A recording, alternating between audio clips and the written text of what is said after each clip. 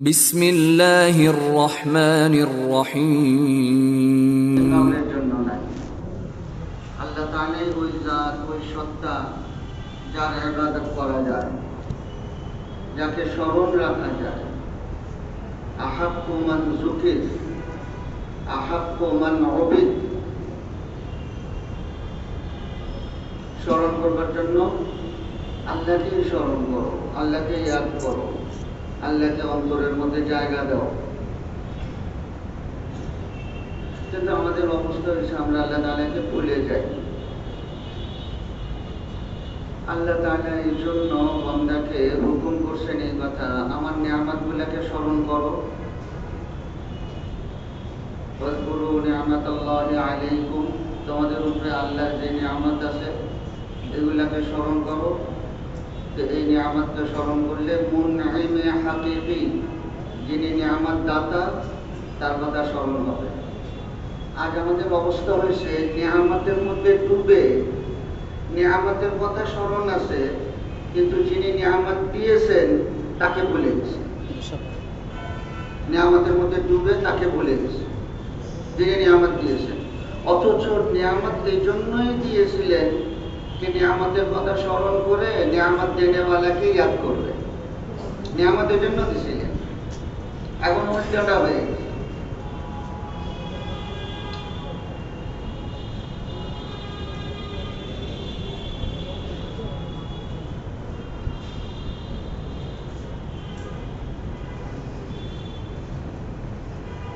দুনিয়াতে কেউ যদি কোনো বড় অফিসারের অথবা বড় মালিকের কাজ করতে গিয়ে অন্যায় করে, বড় ধরনের অন্যায় করেছে, তাকে মালিক কর্মচারী রেখেছে, কর্মচারী অনেক বড় ধরনের অন্যায় করেছে, মাপ পাওয়ার কোনো গুঞ্জাইশ নেই, অবকাশ নেই। সেই ক্ষেত্রে মালিক যদি দয়া করে এই কর্মচারীটাকে নিজেই এই কথা শিখিয়ে দেয় যে আচ্ছা তোমার দ্বারা অন্যায় হয়ে গেছে, এটা তো তোমার মাপ নিতে হবে, তো তুমি আমার কাছে এই কথাগুলা বলে মাফ চাও, তাহলে আমি মাফ করে দেব।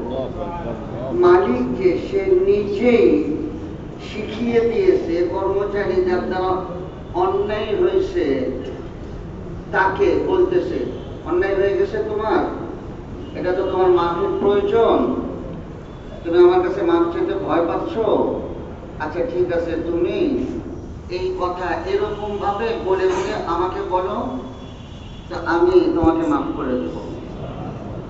মালিক যদি নিজেই শিখিয়ে দেয় মাফিটা পাওয়ার জন্য কি ভাষায় অনুরোধ করতে হবে, কি ভাষায় দরখাস্ত করতে হবে, মালিক নিজেই শিখিয়ে দিয়েছে।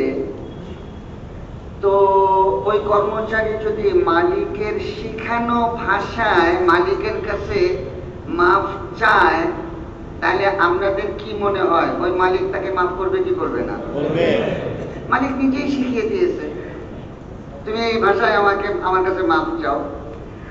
আল্লাহ বান্দাকে কেমনটা পছন্দ করেন, মহব্বত করেন, ভালোবাসেন।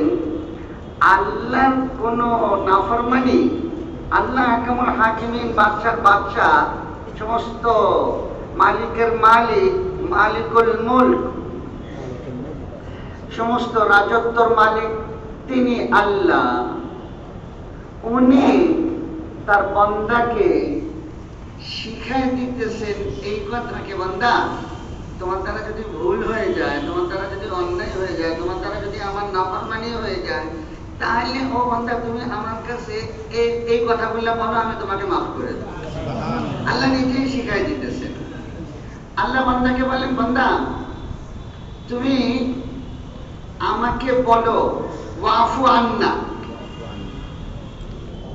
ওয়াফু আন্না, আমার সাথে কথা বলিয়েন, তাহলে কথাগুলো ভিতরে ঢুকবে এবং জিন্দেগিতে আমলের মধ্যে আসবে। কথা বললেন। আল্লাহ বান্দাকে বলতেছেন, বান্দা তোমার দ্বারা যদি ভুল হয়ে যায়, অন্যায় হয়ে যায়, আমার নাফরমানি হয়ে যায়, হয়ে যেতেই পারে, তো হয়ে গেলে তুমি আমাকে তোমার মাফিটা চাইবার জন্য আমাকে এই কথা বলো, ওয়াফু আন্না। এখানে এই আয়াতের মধ্যে আল্লাহ তাআলা 7টা কথা বান্দাকে শিখিয়েছেন, 7টা দোয়া শিখিয়েছেন।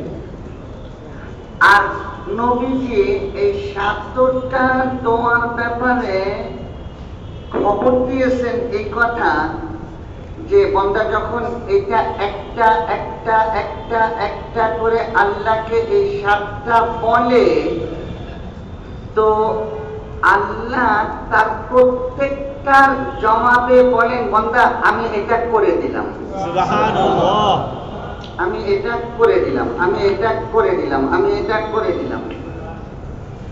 ৭টার জবাবে আল্লাহ এই কথা বলেন। তো ওই 7টার শেষে 3টা, শেষ 3টা, তার মধ্যে একটা হলো ওয়াফু আন্না। ও আল্লাহ আপনি আমাকে কি করেন, ওয়াফু আন্না। এইটার এমনি অর্থ হইল, তর্জমা হলো আমাকে মাফ করে দেন। ওয়াফু আন্না মানে আল্লাহ আপনি আমাকে মাফ করে, এটা তর্জমা বাংলা ভাষায় মাফ করে দেন, এটা হলো এটার অর্থ। কিন্তু নবীজি এইটার অর্থটা বলছেন, বুঝাইছেন বান্দাকে, দেখো তোমার আল্লাহ তোমার উপরে কেমনটা দয়ালু। নবীজি এইটা বুঝাইছেন। বুঝাতে গিয়ে নবীজি বলছেন এই কথা, ওয়াফু আন্না মানে কি জানো? ওয়াফু আন্না মানে হইল, ও আল্লাহ আমি যে গুনাহ করেছি, আমার এই গুনাহ, ও আল্লাহ আমি যে আপনার নাফরমানি করেছি, আমার এই নাফরমানির, ও আল্লাহ আমি যে আপনার কথা অমান্য করেছি, এইটার কারণে এইটার যত আসর আছে, এটার যত চিহ্ন আছে, এই গুনার যত সাক্ষী আছে, ও আল্লাহ আপনি এই গুনার সমস্ত চিহ্ন আর সমস্ত সাক্ষীগুলোকে আপনি মুছে ফেলেন, মুছে দেন। ওয়াফু আন্না অর্থ নবীজি এইটা বলেছেন, ওয়ামহু আসারা যুনুবিনা, ওয়ামহু আসারা যুনুবিনা, আমাদের গুনার যত আসার আছে, যত চিহ্ন আছে, যত সাক্ষী আছে, আল্লাহ এগুলো আপনি মুছে ফেলেন, এগুলো আপনি মিটিয়ে দেন, এগুলো আপনি শেষ করে দেন। নবীজি ওয়াফু আন্নার এই অর্থ বলছেন। নবীজি ওয়াফু আন্নার এই অর্থটা কেন বললেন? এমনি তো সাধারণভাবে ওয়াফু আন্নার অর্থ আমি বললাম কে মাফ করে দেন। ওয়াফু আন্না মানে কি? মাফ করে দেন। আর নবীজি ওয়াফু আন্নার অর্থ এইটা বলছেন যে আমার গুনাহ, আমার নাফরমানি এর যত চিহ্ন আর যত সাক্ষী আপনি সবগুলা মুছে দেন, শেষ করে দেন, মিটিয়ে দেন। নবীজি এই অর্থ করেছেন। নবীজি এই অর্থটা কেন করলেন? এর পিছে একটা বাস্তবতা আছে, আজীব। এই জন্য যে মানুষ যখনই কোন নাফরমানি করে, আল্লাহ তাআলা কোন হুকুম অমান্য করে, কোন এরকম কাজ করে যেটার দ্বারা তার আল্লাহ তার উপরে রাগ করবেন, তার আল্লাহ তার উপরে অসন্তুষ্ট হবেন, আল্লাহর কাছে তার এই কাজটা ভালো লাগবে না, পছন্দ হবে না, আল্লাহ নারাজ হবেন, অসন্তুষ্ট হবেন, রাগ করবেন, এরকম কোন কাজ আল্লাহ নাফরমানি করে, তো এই নাফরমানিটা করার সাথে সাথে আল্লাহ কোরআনের মধ্যে খবর দিয়েছেন যে চারটা সাক্ষী তার বিরুদ্ধে কায়েম হয়। ওই বান্দা যে গুনাহ করেছে, যে নাফরমানি করেছে, 4 জন সাক্ষী যারা কিয়ামতের ময়দানে তার ব্যাপারে সাক্ষ্য দিবে যে এই গুনাহ করেছে। 4টা সাক্ষী হয়।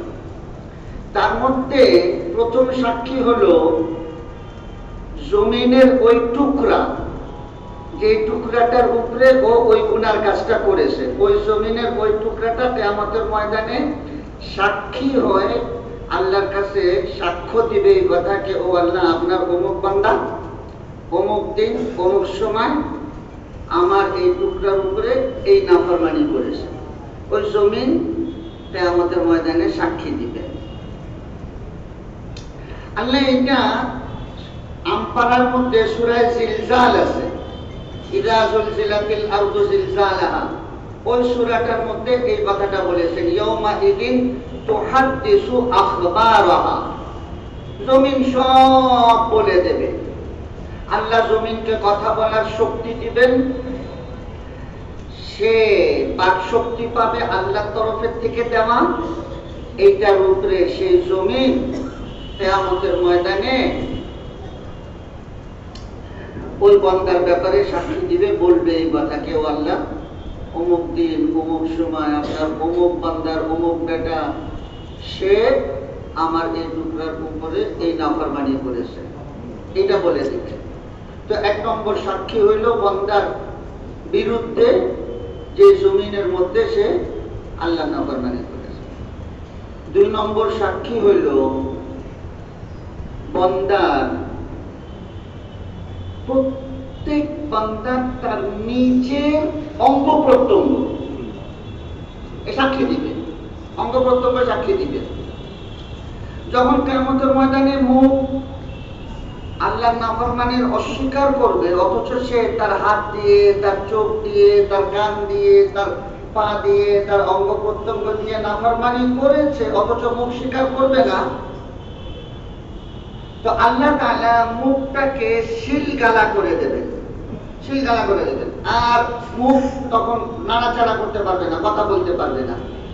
তো যখন আল্লাহ মুখকে শিলগালা করে দেবেন, মুখ আর কথা বলতে পারবে না, তো তখন তার অঙ্গ প্রত্যঙ্গ যেগুলা আছে, যেটা দিয়ে সে অন্যায় করেছে, গুনাহ করেছে, নাফরমানি করেছে, ওইটা ওই দিন কথা বলবে। আল্লাহ ওই অঙ্গকে কথা বলার শক্তি দিবেন, সে কথা বলবে। চোখ কথা বলবে, আল্লাহ আমাকে দিয়ে সে এই না জায়েজ জিনিসটা দেখেছে, এই হারাম জিনিসের দিকে তাকিয়েছে, না জায়েজ কাজ করেছে আমার দ্বারা, চোখ সাক্ষী দিবে। হাত সাক্ষী দিবে কিয়ামতের ময়দানে, পা সাক্ষী দিবে, এই কথা বলবে, ও আল্লাহ, এই গুনাহটা, এই নাফরমানিটা করবার জন্য আমাকে দিয়ে সে চালিয়েছে, আমাকে দিয়ে নিয়ে গেছে, পা সাক্ষী দিবে। তো তার অঙ্গ প্রত্যঙ্গ যা আছে এগুলা তার বিরুদ্ধে কিয়ামতের ময়দানে সাক্ষী দিবে। আল্লাহ তাআলা সূরা ইয়াসিনের মধ্যে এই কথাটা এইভাবে বলছেন, আল-ইয়াওমা নাখতিমু আলা আফওয়াহিহিম, নাখতিমু আলা আফওয়াহিহিম, মুখের মধ্যে খতম, শিলগালা লাগিয়ে দেবেন আল্লাহ তাআলা, মুখ বন্ধ হয়ে যাবে, আর কথা বলতে পারবে না। ওয়া তুকাল্লিমুনা আইদিহিম ওয়া তাশহাদু আরজুলুহুম বিমা কানু ইয়াকসিবুন, তার হাত, তার পা, তার অঙ্গ প্রত্যঙ্গ এগুলা তার ব্যাপারে সাক্ষী দিবে।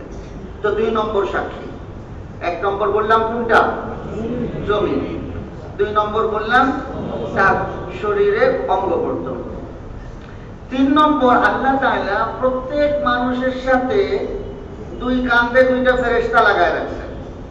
ডান কাঁধে একজন আছে, বাম কাঁধে একজন আছে। ডান কাঁধের ফেরেশতা দুনিয়াতে যত ভালো কাজ করে এগুলা খাতার মধ্যে লিপিবদ্ধ করে, আর বাম কাঁধের ফেরেশতা যত নাফরমানি আছে, গুনাহ আছে, বান্দা করে, এইটা খাতার মধ্যে লিপিবদ্ধ করে। তো এই ফেরেশতারা কিয়ামতের ময়দানে বান্দার বিরুদ্ধে আল্লাহর সামনে সাক্ষী দিবে বান্দার ব্যাপারে, কি আল্লাহ আপনার এই বান্দা অমুক জায়গায় অমুক দিন এই নাফরমানি করেছে, ফেরেশতারা সাক্ষী দিবে। এদের কথা আল্লাহ তাআলা সূরা ইনফিতারের মধ্যে বলছেন, আমপারায়, কিরামান কাতিবিন ইয়ালামুনা মা তাফআলুন, কিরামান কাতিবিন, তারা সাক্ষী। আর চতুর্থ হইল ওই যে ফেরেশতারা আমল নামা লিখছে না খাতার মধ্যে, ওই আমল নামা খাতা এইটা সাক্ষী দিবে, তার সব বলে দিবে আল্লাহ এই করেছেন। তো কয়টা সাক্ষী হইল বলেন তো? কয়টা হইল? চারটা সাক্ষী। আপনাদের বোধহয় ঘুম পাচ্ছে এখনই, তাই না? আমি কথা শেষ করে দিই। আপনারা তো শুনতে চাচ্ছেন না, ঘুমাচ্ছেন। একটা মজার কথা বলতে চেয়েছিলাম এইটার পরে, অনেক মজার কথা, অনেক মজার কথা। আরে এত মজার কথা শুনেছেন কিনা আল্লাহ মালুম। একটা বিশাল মজার কথা বলতে চেয়েছিলাম, কিন্তু আপনারা ঘুমিয়ে যাচ্ছেন। তো আপনাদের ঘুমের কারণে আমারও ঘুম পেয়ে যাচ্ছে, আর ওই মজাটা আমিও শেষ করে ফেলতেছি। আমারও আর বলতে মজা লাগতেছে না, কিন্তু কথাটা কিন্তু খুব মজার। তো কি করব তাহলে, ছেড়ে দেবো এখানে? মজার কথাটা কি শুনতে চান? তাহলে একটু জেগে জেগে শুনেন, নাকি ঘুমিয়ে ঘুমিয়ে শুনবেন?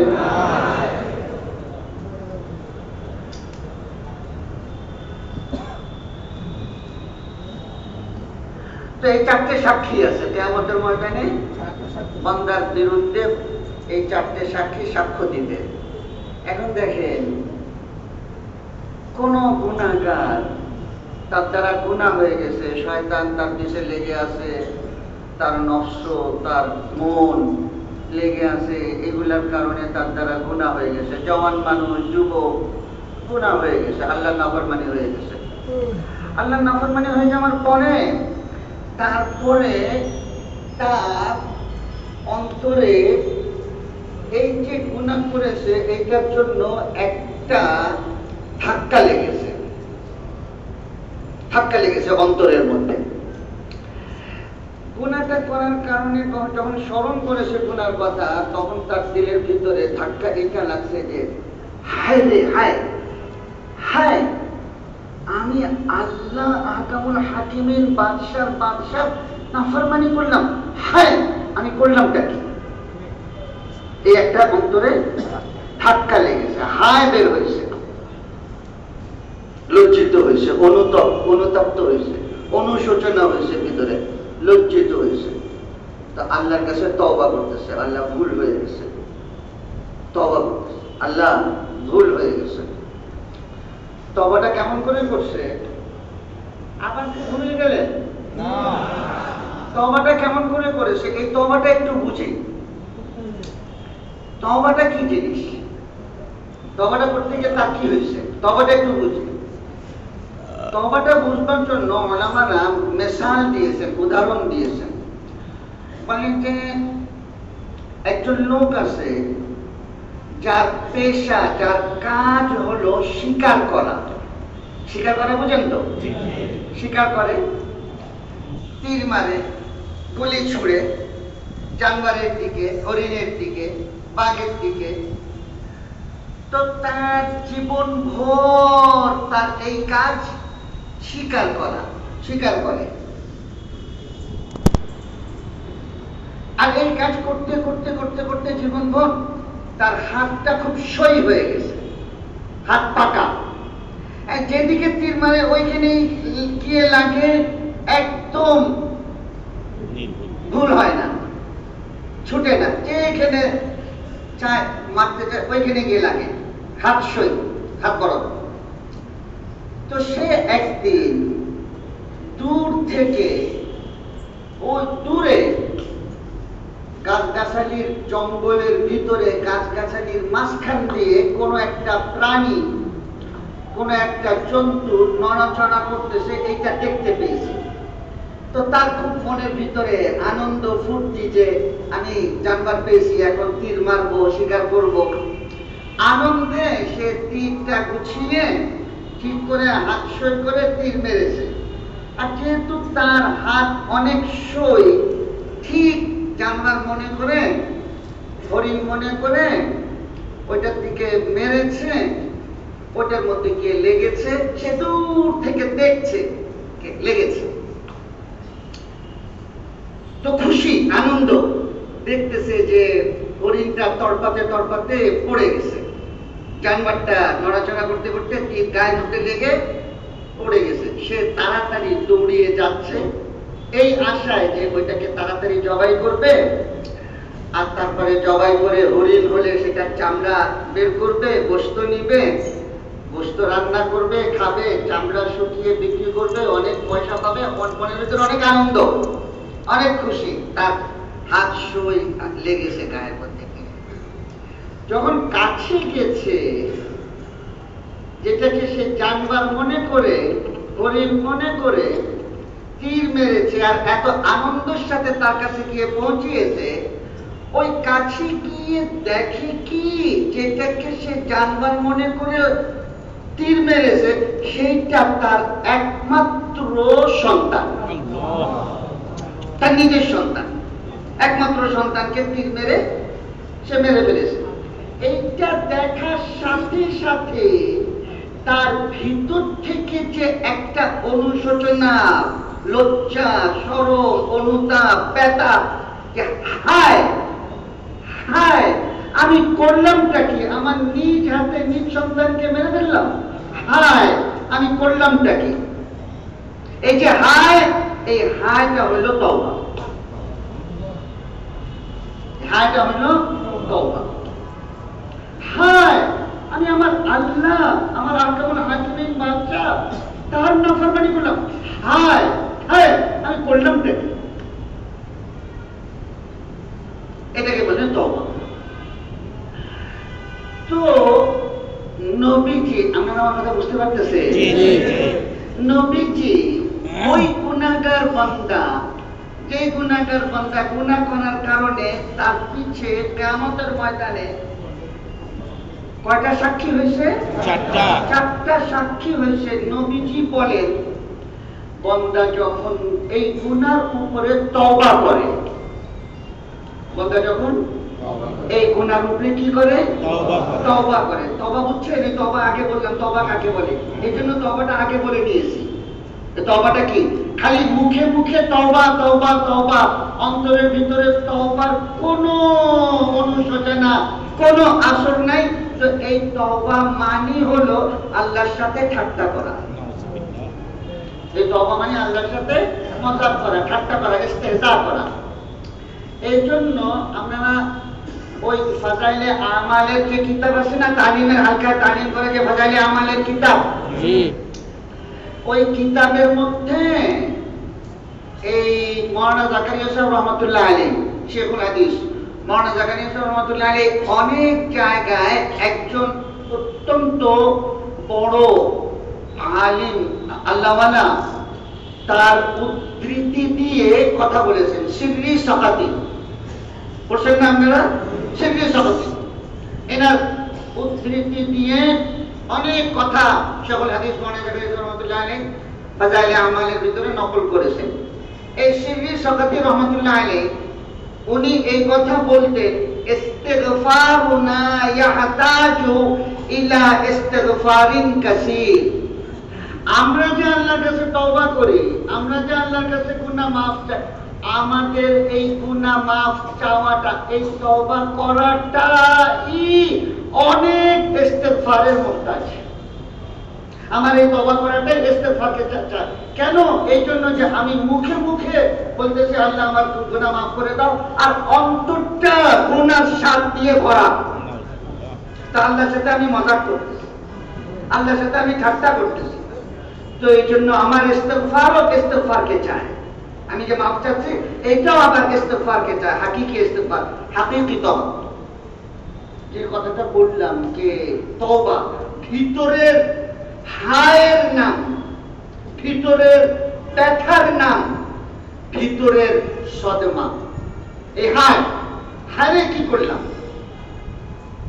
তো বলে যে নবীজি বলেন যেই বান্দা এরকম ভাবে আল্লাহর কাছে তার গুনাহ মাফ চাইতে গিয়ে তওবা করে, ইদা তাবাল আবদু ইদা তাবাল আবদু, বান্দা যখন তওবা করে, তো নবীজি বলেন আমসাল্লাহুল হাফাজাতা যুনুবাহু, আমসাল্লাহুল হাফাজাতা যুনুবাহু। আল্লাহ, কথাটা ইয়াদ করিয়ে, কিন্তু কথাটা খেয়াল করিয়ে বাচ্চান, কথাটা খেয়াল করা লাগবে। আল্লাহ ওই সমস্ত ফেরেশতাদেরকে বান্দার ওই গুনাহটা ভুলিয়ে দেন। সুবহানাল্লাহ, আল্লাহ ভুলিয়ে দেন। নবীজি এই কথা বলেন, যখন বান্দা তার গুনার উপরে তওবা করে, আল্লাহ ফেরেশতাদেরকে তার ওই গুনাহ ভুলায় দেন। আর কি? ওয়া আমসা যালিকা জাওয়ারিহাহু, আর বলেন যে আল্লাহ তাআলা তার অঙ্গ প্রত্যঙ্গকেও এই গুনাহ সম্পর্কে ভুলায় দেন। অঙ্গ প্রত্যঙ্গ আর মনে থাকে না। ওয়া মাআলিমাহু ফিল আরদি, জমিনের মধ্যে যেই জায়গায় সে গুনাহ করেছিল, যেই টুকরাটা কিয়ামতের ময়দানে তার বিরুদ্ধে সাক্ষী দিত, আল্লাহ তাআলা ওই জমিনকেও তার ওই গুনাহ ভুলিয়ে দেন। তো ফেরেশতাদেরকে ভুলিয়ে দেন, অঙ্গ প্রত্যঙ্গকে ভুলিয়ে দেন, জমিনকে ভুলিয়ে দেন, আর কোনটা বাকি রয়েছে? হ্যাঁ, কথা বলেন না। খাতাকেও মুছে দেন। যখন তার এই সবগুলা শেষ হয়ে যায়, কোনটার মধ্যেও আর, আপনারা আমার কথা বুঝতে পারতেছেন না? নবীজি তওবা করনেওয়ালা বান্দার সম্পর্কে কি বললেন আপনারা আমাকে একটু বলেন তো। নবীজি তওবা করনেওয়ালা বান্দার ব্যাপারে সুসংবাদ কি দিবেন? যখন বান্দা এরকম তওবা করে, তখন আল্লাহ কি করেন? ফেরেশতাকে ভুলায়া দেন, অঙ্গ প্রত্যঙ্গকে ভুলায়া দেন, জমিনকে ভুলায়া দেন। দেখেন আল্লাহ বান্দাকে কেমনটা ভালোবাসেন। এই ভুলিয়ে দেওয়ার জন্য কোন ফেরেশতাদেরকে ব্যবহার করেন নাই। ভুলিয়ে দেওয়ার জন্য ফেরেশতাদেরকে ব্যবহার করেন নাই, যে ফেরেশতারা তো আল্লাহ তো কত কাজের জন্য কত ফেরেশতা ব্যবহার করতেছেন, কিন্তু এই ভুলিয়ে দেওয়ার জন্য আল্লাহ ফেরেশতাদেরকে ব্যবহার করেন নাই। আল্লাহ, নবীজি বলেন আল্লাহ ভুলিয়ে দেন। কেন জানেন? এই জন্য যে কিয়ামতের ময়দানে ওই ফেরেশতারা এই বান্দাটাকে তিরস্কার করতে পারে এই অর্থে, আরে বান্দা তুই তো ছিলি গুনাহগার, আমি না তোর গুনাহগুলো মিটিয়ে দিয়েছিলাম, সেজন্য তোর আজকে গুনাহ নাই, নাহলে তো তোর গুনাহ থাকতো। ফেরেশতারা যাতে এই খোঁটাটা দিতে না পারে কিয়ামতের ময়দানে, এই জন্য আল্লাহ এই কাজটা ফেরেশতাদেরকে না দিয়ে না নিয়ে আল্লাহ নিজে ভুলিয়ে দেন। সুবহানাল্লাহ। এই জন্য নবীজি ভুলিয়ে দেওয়ার নিসবতটা আল্লাহর দিকে করেছেন। আনসাল্লাহ, আল্লাহ ভুলিয়ে দেন, ফেরেশতাদেরকে ব্যবহার করেন না এটার মধ্যে। আমার কথাটা খেয়াল করতে পারছেন আপনারা? তো যখন তার খাতা, তার অঙ্গ, তার জমিন, তার ফেরেশতা কিরামান কাতিবিন এরা সব ভুলে যায়, তো এরপরে নবীজি বলেন এই বান্দাটা যখন মারা যায়, তো আল্লাহর সাথে সে এই অবস্থায় সাক্ষাৎ করে। ইয়ালকাল্লাহ, এই বান্দাটা আল্লাহ তাআলার সাথে এমন ভাবে সাক্ষাৎ করে যে তার গুনাহসমূহের মধ্যে থেকে কোনো একটা ছোট গুনার উপরেও তার কোনো সাক্ষী বাকি থাকে না। সুবহানাল্লাহ। আল্লাহর সাথে সে এইভাবে সাক্ষাৎ করে, তার সব গুনাহ আল্লাহ তাআলা মুছে দেন। আল্লাহ কি এখানেই ছেড়ে দেন? বলে যে না না, আল্লাহ এখানেই ছাড়েন না, বরং আল্লাহ তার বান্দাটাকে তওবার কারণে এত মহব্বত করেন যে সে যতগুলা গুনাহ করেছিল তার চোখ, তার হাত, তার পা, তার কান, তার নাক, তার জিহ্বা, তার দিল দিমাগ দিয়ে ছোট বড়, গোপনে প্রকাশ্যে, রাতে দিনে, একা জমাতে মিলে যত করেছিল, ওই সবগুলার জায়গায় ছোট হলে ছোট, বড় হলে বড় নেকি লিখে দেন। সুবহানাল্লাহ। ইউবাদদিলুল্লাহু সাইয়্যাতিহিম হাসানাত। আল্লাহ তাআলা তার গুনাহগুলোকে নেকি দিয়ে পরিবর্তন করে দেন ওই সব জায়গায়।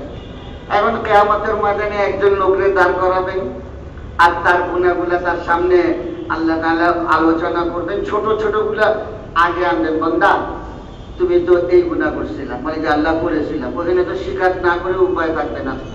তো দেখো আমি বান্দা তোমার উপরে না দয়া করে মায়া করে তোমার এটা মাফ করে দিয়ে তার জায়গায় এই নেকিটা দিয়েছি। তো ছোটগুলা যখন শেষ হবে নেকি পাবে, তার ভেতরটা দৌড়াবে দৌড়াবে, আপনার আরো তো গুনাহ কিছু বাকি রয়ে গেছে, বড় বড় গুলা তো আপনি এখনো বলেন নাই, ওগুলা বলবেন না। তো সে নিজে আল্লাহর কাছে বলবে, ও আল্লাহ আমার তো আরো বড় বড় গুনাহগুলা রয়ে গেছে, ছোটগুলার বদলে আপনি এতগুলা দিচ্ছেন, বড়গুলা বললে তো আমি আরো পেতাম। কে বলতে হবে? দেখেন না আল্লাহর বান্দার সাথে সম্পর্কটা কিরকম। ওই আল্লাহকে আমরা 24 ঘন্টা ভুলে যাই, ওই আল্লাহকে 24টা ঘন্টা ভুলে থাকি। এমনকি আমাদের অবস্থা আল্লাহ আমাদেরকে মাফ করে দেন, এই অবস্থায় পৌঁছিয়েছে কে যখন আল্লাহকে সত্যিকার অর্থে স্মরণ করার সময় তাকবীরে তাহরিমা বেঁধে ফরজ নামাজ 3 রাকাত মাগরিবের নামাজের নিয়ত বানলাম, নামাজ পড়বো আল্লাহু আকবার সুবহানাল্লাহুম্মা আলহামদুলিল্লাহ। ওই সময় দুনিয়ার আরো সব চিন্তা যা নামাজের আগে ছিল না মাথার ভিতরে এসে জমা হয়। বলেন ঠিক ঠিক ঠিক।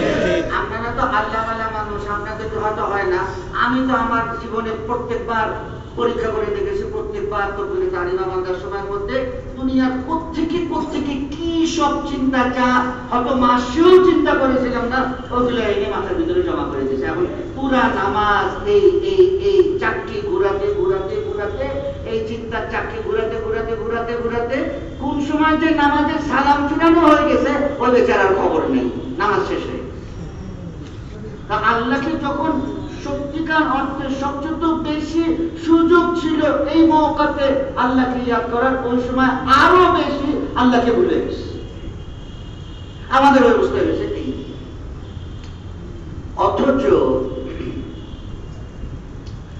আল্লাহ বান্দার সাথে কেমনটা লেনদেন করেন, আপনারা বোধহয় বিরক্ত হয়ে যাচ্ছেন। একজন রাসূলুল্লাহ সাল্লাল্লাহু আলাইহি ওয়াসাল্লামের সাহাবী আছেন, ওই সাহাবীর নাম হইল আব্দুল্লাহ ইবনে মাসউদ রাদিয়াল্লাহু তাআলা আনহু। নাম শুনছেন না আপনারা? আব্দুল্লাহ ইবনে মাসউদ। এনার কথা এই ফাজাইলে আমালের মধ্যে, তালিমের কিতাবের মধ্যে মাওলানা জাকারিয়া সাহেব রাহমাতুল্লাহ আলাইহি আলোচনা করতে গিয়ে এক জায়গায় বলছেন যে উনি আব্দুল্লাহ ইবনে মাসউদ নবীজির একজন এরকম সাহাবী যে যার সম্পর্কে নবীজি 2 রকমের সাক্ষী দিয়েছেন। এই সাহাবীদের ব্যাপারে নবীজি 2 রকমের সাক্ষী দিয়েছেন। এক সাক্ষী নবীজি এইটা দিয়েছেন, অন্য সাহাবীদেরকে সম্বোধন করে নবীজি বলতেছেন, দেখো তোমাদের মধ্যে থেকে কাউরে যদি মনের মধ্যে এই আকাঙ্ক্ষা জন্মায়, এই তামান্না হয় যে তোমরা কোরআন ওই রকম ভাবে তেলাওয়াত করবা যেমনটা আসমান থেকে নাযিল হয়েছে, জিবরিল আমিন রূহুল কুদুস যেমনটা আমার কাছে কোরআন নিয়ে আসছে তেমনটা তোমরা কোরআন তেলাওয়াত করতে চাও, তোমাদের মনের মধ্যে কাউরে যদি এই আকাঙ্ক্ষা জন্মায়, কাউরে এই আশা হয়, আগ্রহ হয়, তাহলে নবীজি সাহাবাদেরকে বলতেছেন যে তাহলে সে যেন ওই আব্দুল্লাহ ইবনে মাসউদ যেমন কোরআন পড়ে তেমন পড়ে, এই জন্য যে আব্দুল্লাহ ইবনে মাসউদের কোরআন তেলাওয়াত করা হুবহু ওই রকম তেলাওয়াত যেমন আসমান থেকে কোরআন নাযিল। সুবহানাল্লাহ। কাজেই তোমাদের মধ্যে থেকে কেউ যদি এই কথা চায় যে সে কোরআন মুনাজ্জাল মিনাস সামা, আসমান থেকে যেমনটা নাযিল হয়েছে তেমনটা তেলাওয়াত করবে, তাহলে সে যেন আব্দুল্লাহ ইবনে মাসউদের মতো তেলাওয়াত করে। তো কোরআনের ব্যাপারে নবীজির জুবানে আব্দুল্লাহ ইবনে মাসউদের শানে এই সুসংবাদ। কথাটা খেয়াল করলেন? এইভাবে কথাটা। আর নবীজি সাহাবাদেরকে বলছেন এই কথা যে তোমাদের কাউরের কাছে যদি আব্দুল্লাহ ইবনে মাসউদ এই কথা বলে কখনো যে আমি নবীজিকে এই কথা বলতে শুনেছি, নবীজি এইটা বলেছেন, আব্দুল্লাহ ইবনে মাসউদ কোন কথাকে আমার দিকে নিসবত করে আমি বলেছি, এই কথাটা তোমাদের কাছে পৌঁছায় বলে, তাহলে তোমরা 100 ভাগের 100 ভাগ এই কথা বিশ্বাস করে নিও যে ওইটা আমারই কথা। তো হাদিসের ব্যাপারে নবীজির জুবানে আব্দুল্লাহ ইবনে মাসউদ সম্পর্কে এই সাক্ষী, কোরআনের ব্যাপারে ওই সাক্ষী, আর হাদিসের ব্যাপারে নবীজির জুবানে আব্দুল্লাহ ইবনে মাসউদ সম্পর্কে এই সাক্ষী। কথা আপনারা বুঝতে পারতেছেন? এটা তো নবীজির জুবানে কোরআন আর হাদিসের ব্যাপারে আব্দুল্লাহ ইবনে মাসউদ সম্পর্কে এই সাক্ষী, আর সাহাবারা পরস্পর একে অন্যের আব্দুল্লাহ ইবনে মাসউদ সম্পর্কে এই সাক্ষী দিতেন। ওনারা বলতেন এই কথা যে আমরা দীর্ঘকাল পর্যন্ত এই কথা মনে করতাম যে আব্দুল্লাহ ইবনে মাসউদ মনে হয় রাসূলুল্লাহ সাল্লাল্লাহু আলাইহি ওয়াসাল্লামের কোন নিকটতম আত্মীয়, একথা আমরা মনে করতাম। এই জন্য যে আমরা প্রায় দেখতাম আব্দুল্লাহ হুজুরের ঘরে বারবার যায় আসে, বারবার যায় আসে, বারবার যায় আসে, তো এটাতে আমরা মনে করতাম যে সে মনে হয় হুজুরের কোন নিকটতম আত্মীয়। পরে না জানতে পারছি যে না, হুজুরের আত্মীয় না, হুজুরের সাহাবী। তো সাহাবারা যার শানে এই কথা বলছেন, ওই আব্দুল্লাহ ইবনে মাসউদ উনি বলেন যে আল্লাহ তাআলা জিবরিল ফেরেশতাকে নবীজির কাছে পাঠিয়েছেন। একটু খেয়াল করে শুনিয়েন, এটা একটু খেয়াল করে শুনলে তাহলে জিন্দেগির জন্য, জীবনের জন্য অনেক অনেক কিছু পাওয়া যাবে। এবং তাবলীগের মেহনতের ভিতরে মওত পর্যন্ত লেগে থাকাটা আল্লাহ সহজ করে দিবেন। আমিন আমিন। এজন্য একটু বললাম আপনাদের খেদমতে। সামনে আমাদের 5 দিনের জোর, একটা মাসও বাকি নেই। আজকে নভেম্বরের 2 তারিখ শেষ হয়ে গেল, ডিসেম্বরের 1 তারিখের থেকে 5 দিনের জোর আপনারা জানেন তো সবাই। সেই 5 দিনের জোরকে কামিয়াব করা লাগবে। বাংলাদেশের যতগুলা 3 চিল্লা দেনেওয়ালা সাথী, যতগুলা সালের আলেম, যতগুলা 1 চিল্লা লাগানেওয়ালা আলেম, এদের সকলকে যে যেখানে যে স্তরে যে অবস্থায় আছে 5 দিনের জোরের ভিতরে হাজির করা লাগবে, 5 দিনের জোরের ভিতরে আনতে হবে। এদের সবাইকে তাবলীগের মেহনতের মধ্যে আগে বানাতে হবে। এদের সবাইকে তাবলীগের মেহনতের মধ্যে জানমাল কুরবানি দেওয়ার মধ্যে যে স্তরে আছে সেই স্তর থেকে আরো উপরে উঠাতে হবে।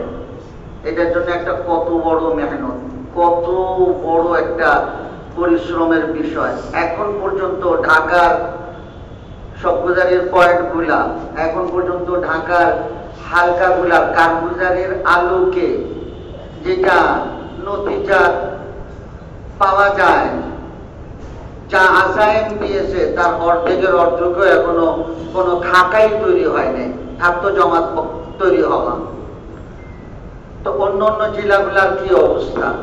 তো 5 দিনের জোরকে কামিয়াব করার জন্য এখনো কত লম্বা মেহনত বাকি রয়ে গেছে। সেই তুলনায় আমরা এখন পর্যন্ত কোথায় আছি?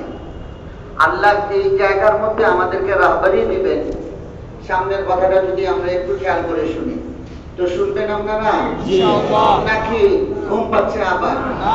বলে হুজুর 6:45 তো বেজে গেছে, এশার নামাজের আযানের ওয়াক্ত হয়ে গেছে, এখন আমাদেরকে ছেড়ে দেন।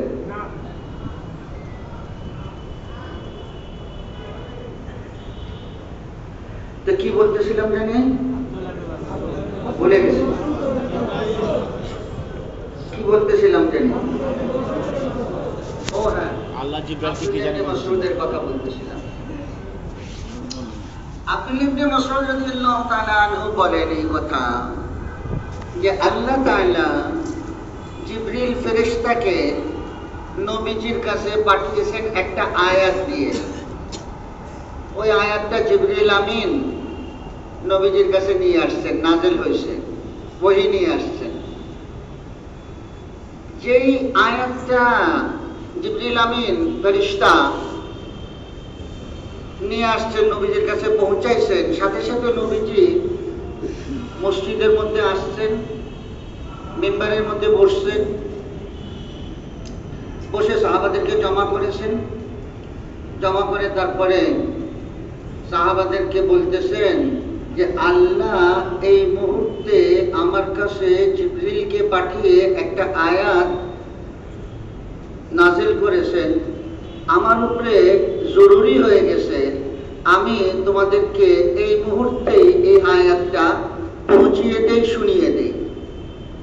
আমার উপরে জরুরি হয়ে গেছে, এই জন্য আমি আয়াতটা জিবরিল আমার কাছে পৌঁছানোর পরপরই মসজিদে আসছি, তোমাদেরকে একত্রিত করেছে, আমি এই আয়াতটা তোমাদেরকে এখন শোনাবো। এই কথাগুলা কে বলতেছেন? নবী করিম সাল্লাল্লাহু আলাইহি ওয়াসাল্লাম।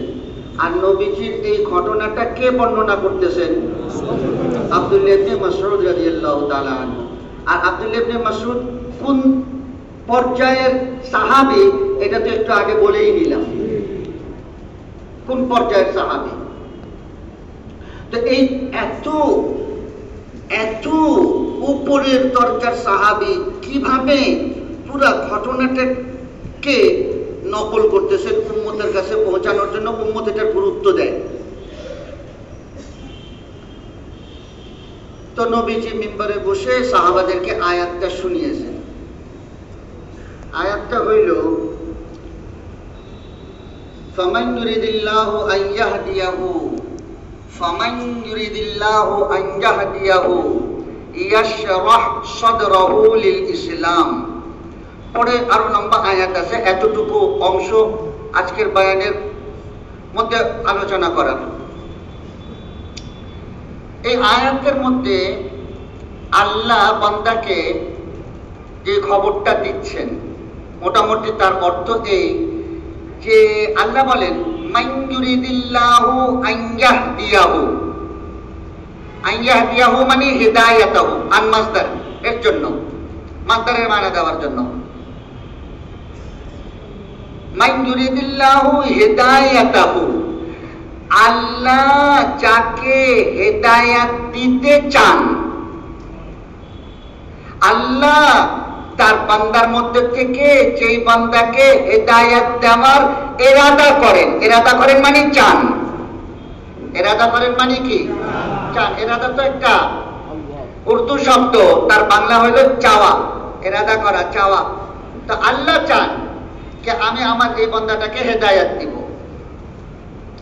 তো আল্লাহ বলেন আল্লাহ তার যেই বান্দাকে হেদায়াত দিতে ইরাদা করেন, হেদায়াত দিতে চান, তো তার জন্য আল্লাহ কি মুআমালা করেন, তার জন্য আল্লাহ কি পন্থা অবলম্বন করেন? বলে যে আল্লাহ বলেন ইয়াশরাহ সাদরাহু লিল ইসলাম, আল্লাহ তাআলা তার সদর, তার সিনা, তার অন্তরটাকে ইসলামের জন্য ইয়াশরাহ খুলে দেন। একদম লাইন বাই লাইন কথাগুলো সবক সবক ইয়াদ করতে হবে। কথাগুলো এরকম, কে আবার দোহরিয়ে দেই মুখস্থ হওয়ার জন্য।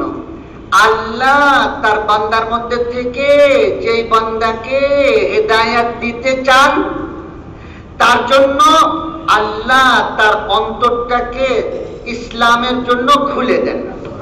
ইয়াশরাহ সাদরাহু লিল ইসলাম, সে ইসলামকে কবুল করে। ইসলামকে কবুল করে মানে সে আল্লাহ তাআলার প্রত্যেকটা হুকুম, আল্লাহ তাআলার প্রত্যেকটা বাদশা প্রত্যেকটা ক্ষেত্রে, প্রত্যেকটা মুহূর্তে, প্রত্যেকটা জায়গায় সে আল্লাহর হুকুমকে পুরা করে। ইসলামের মানা, ইসলামের মানা গারদান নিহাদান বাতাত,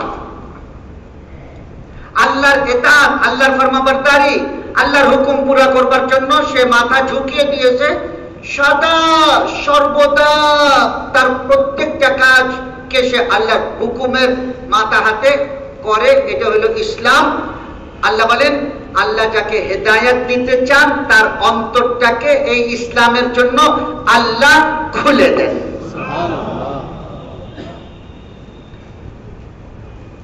আপনারা কি আমার কথা বিরক্ত হয়ে যাচ্ছেন?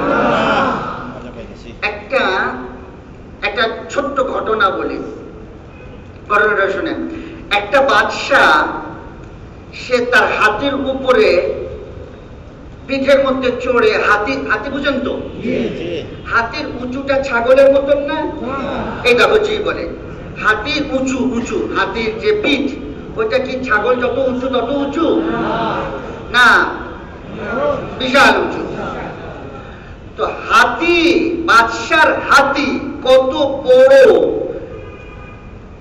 সাধারণ মানুষের হাতি না, সেটার উপরে বাদশাহ সবার হয়। সে তার দেশ ভ্রমণ করবার জন্য বের হয়েছে, চলতে চলতে জঙ্গলের মধ্যে পৌঁছে গেছে। ওইখানে দেখে কি একটা ঝোপড়া, ঝোপড়া বুঝেন? হ্যাঁ, ঝুপড়ি, এই ছটন দিয়ে ঘর বানিয়েছে, নিচু ছোট্ট একটা দরজা, ওর ভিতরে একটা বুড়া লোক বসে আছে। বাদশাহ ওই লোকটার পাশ দিয়ে, ঝুপড়ির পাশ দিয়ে যাচ্ছে। যাওয়ার সময় ঝুপড়িটা তার দৃষ্টিতে পড়েছে, ভিতরে দেখেছে একটা বুড়া মানুষ বসা। কথাটা খেয়াল করিয়েন। তো বাদশাহ ওই বুড়া মানুষটাকে বলতেছে এই কথা যে, ও বাবাজি, আমার না খুব ইচ্ছা হয় আপনার সাথে বন্ধুত্ব করার।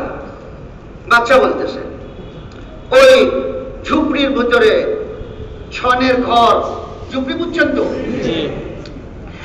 এটার ভিতরে বেচারা কোন রকমের দিন যাপন করে, দিন অতিবাহিত করে।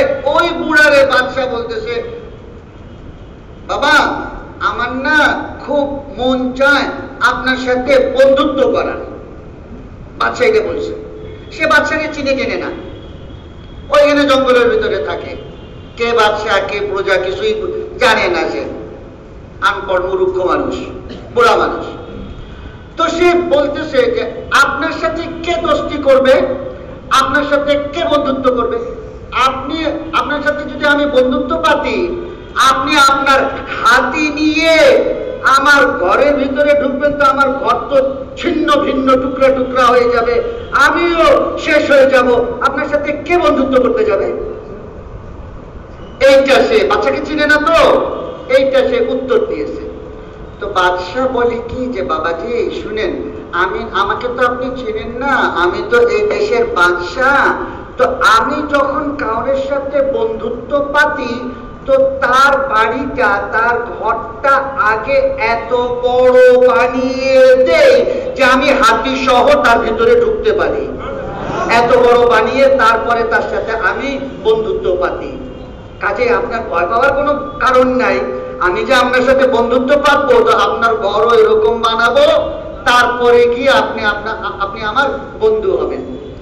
আল্লাহ আহকামুল হাকিমিন, বাদশার বাদশাহ আল্লাহ, সারা সাত আসমান সাত জমিন সব মিলে আল্লাহকে বের পাবে না, আল্লাহ বান্দার অন্তরের ভিতরে জায়গা নিয়ে নেন। আল্লাহ আহকামুল হাকিমিন, বাদশাহ তার বান্দার অন্তরকে এত প্রশস্ত, এত বড় সরহে সদর করে দেন যে আল্লাহ ওই ঈমানওয়ালার অন্তরের ভিতরে জায়গা পেয়ে যায়। আল্লাহ বলেন, মান ইউরিদিল্লাহু ফামান ইউরিদিল্লাহু আন ইয়াহদিয়াহু, আল্লাহ তার বান্দার মধ্যে থেকে যেই বান্দাকে আল্লাহ কি দিতে চান, হেদায়েত দিতে চান, তার সিনাটাকে, তার সদরটাকে, তার অন্তরটাকে আল্লাহ তাআলা ইসলামের জন্য প্রশস্ত করে দেন। সাহাবারা নবীজিকে ছাড়েন নাই। আমার কথা আপনারা খেয়াল করিয়েন, মজা লাগবে। সাহাবারা নবীজিকে ছাড়েন নাই।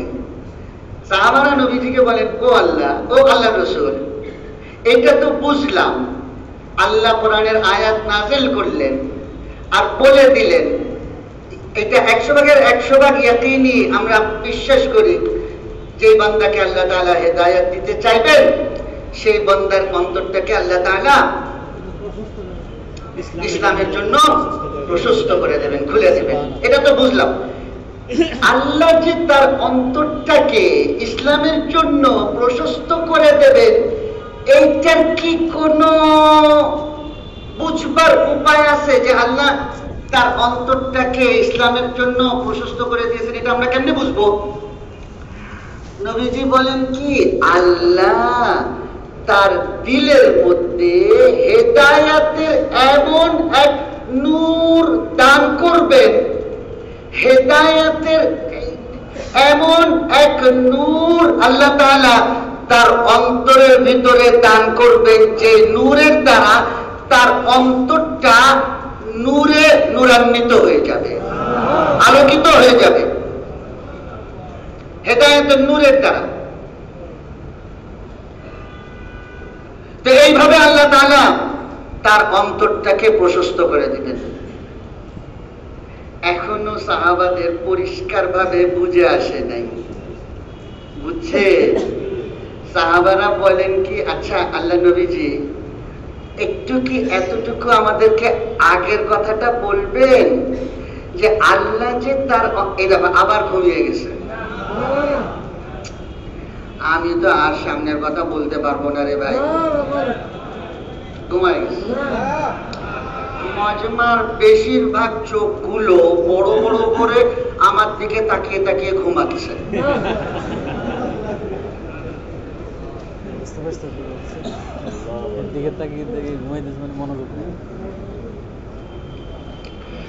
আমরা বলেন যে, ও আল্লাহ নবীজি, এইটা কি আমাদেরকে একটু বলবেন যে আল্লাহ যে তার দিলের ভিতরে তার অন্তরটা প্রশস্ত করে দিলেন, তার অন্তরের ভিতরে হেদায়েতের আলো জ্বালিয়ে দিয়েছেন, এইটার কি কোনো নিদর্শন, এটার কি কোনো আলামত, এটার কি কোনো চিহ্ন আছে যেটার দ্বারা এই কথা বোঝা যাবে যে তার অন্তরটা হেদায়েতের নূর দিয়ে ভরে গেছে, তার অন্তরটা প্রশস্ত হয়ে গেছে?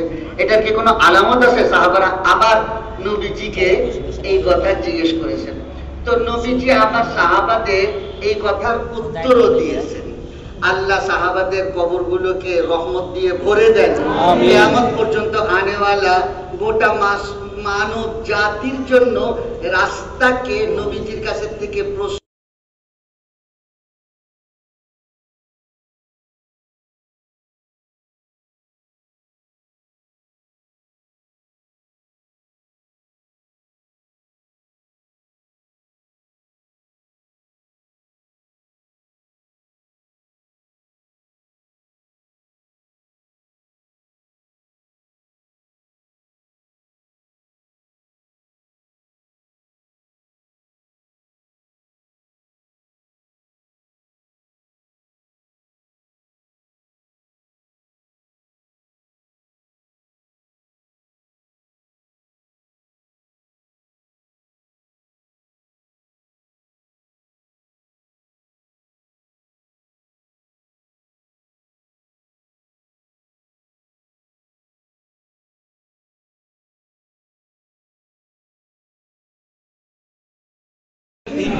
তিনটা আলামত বলছে।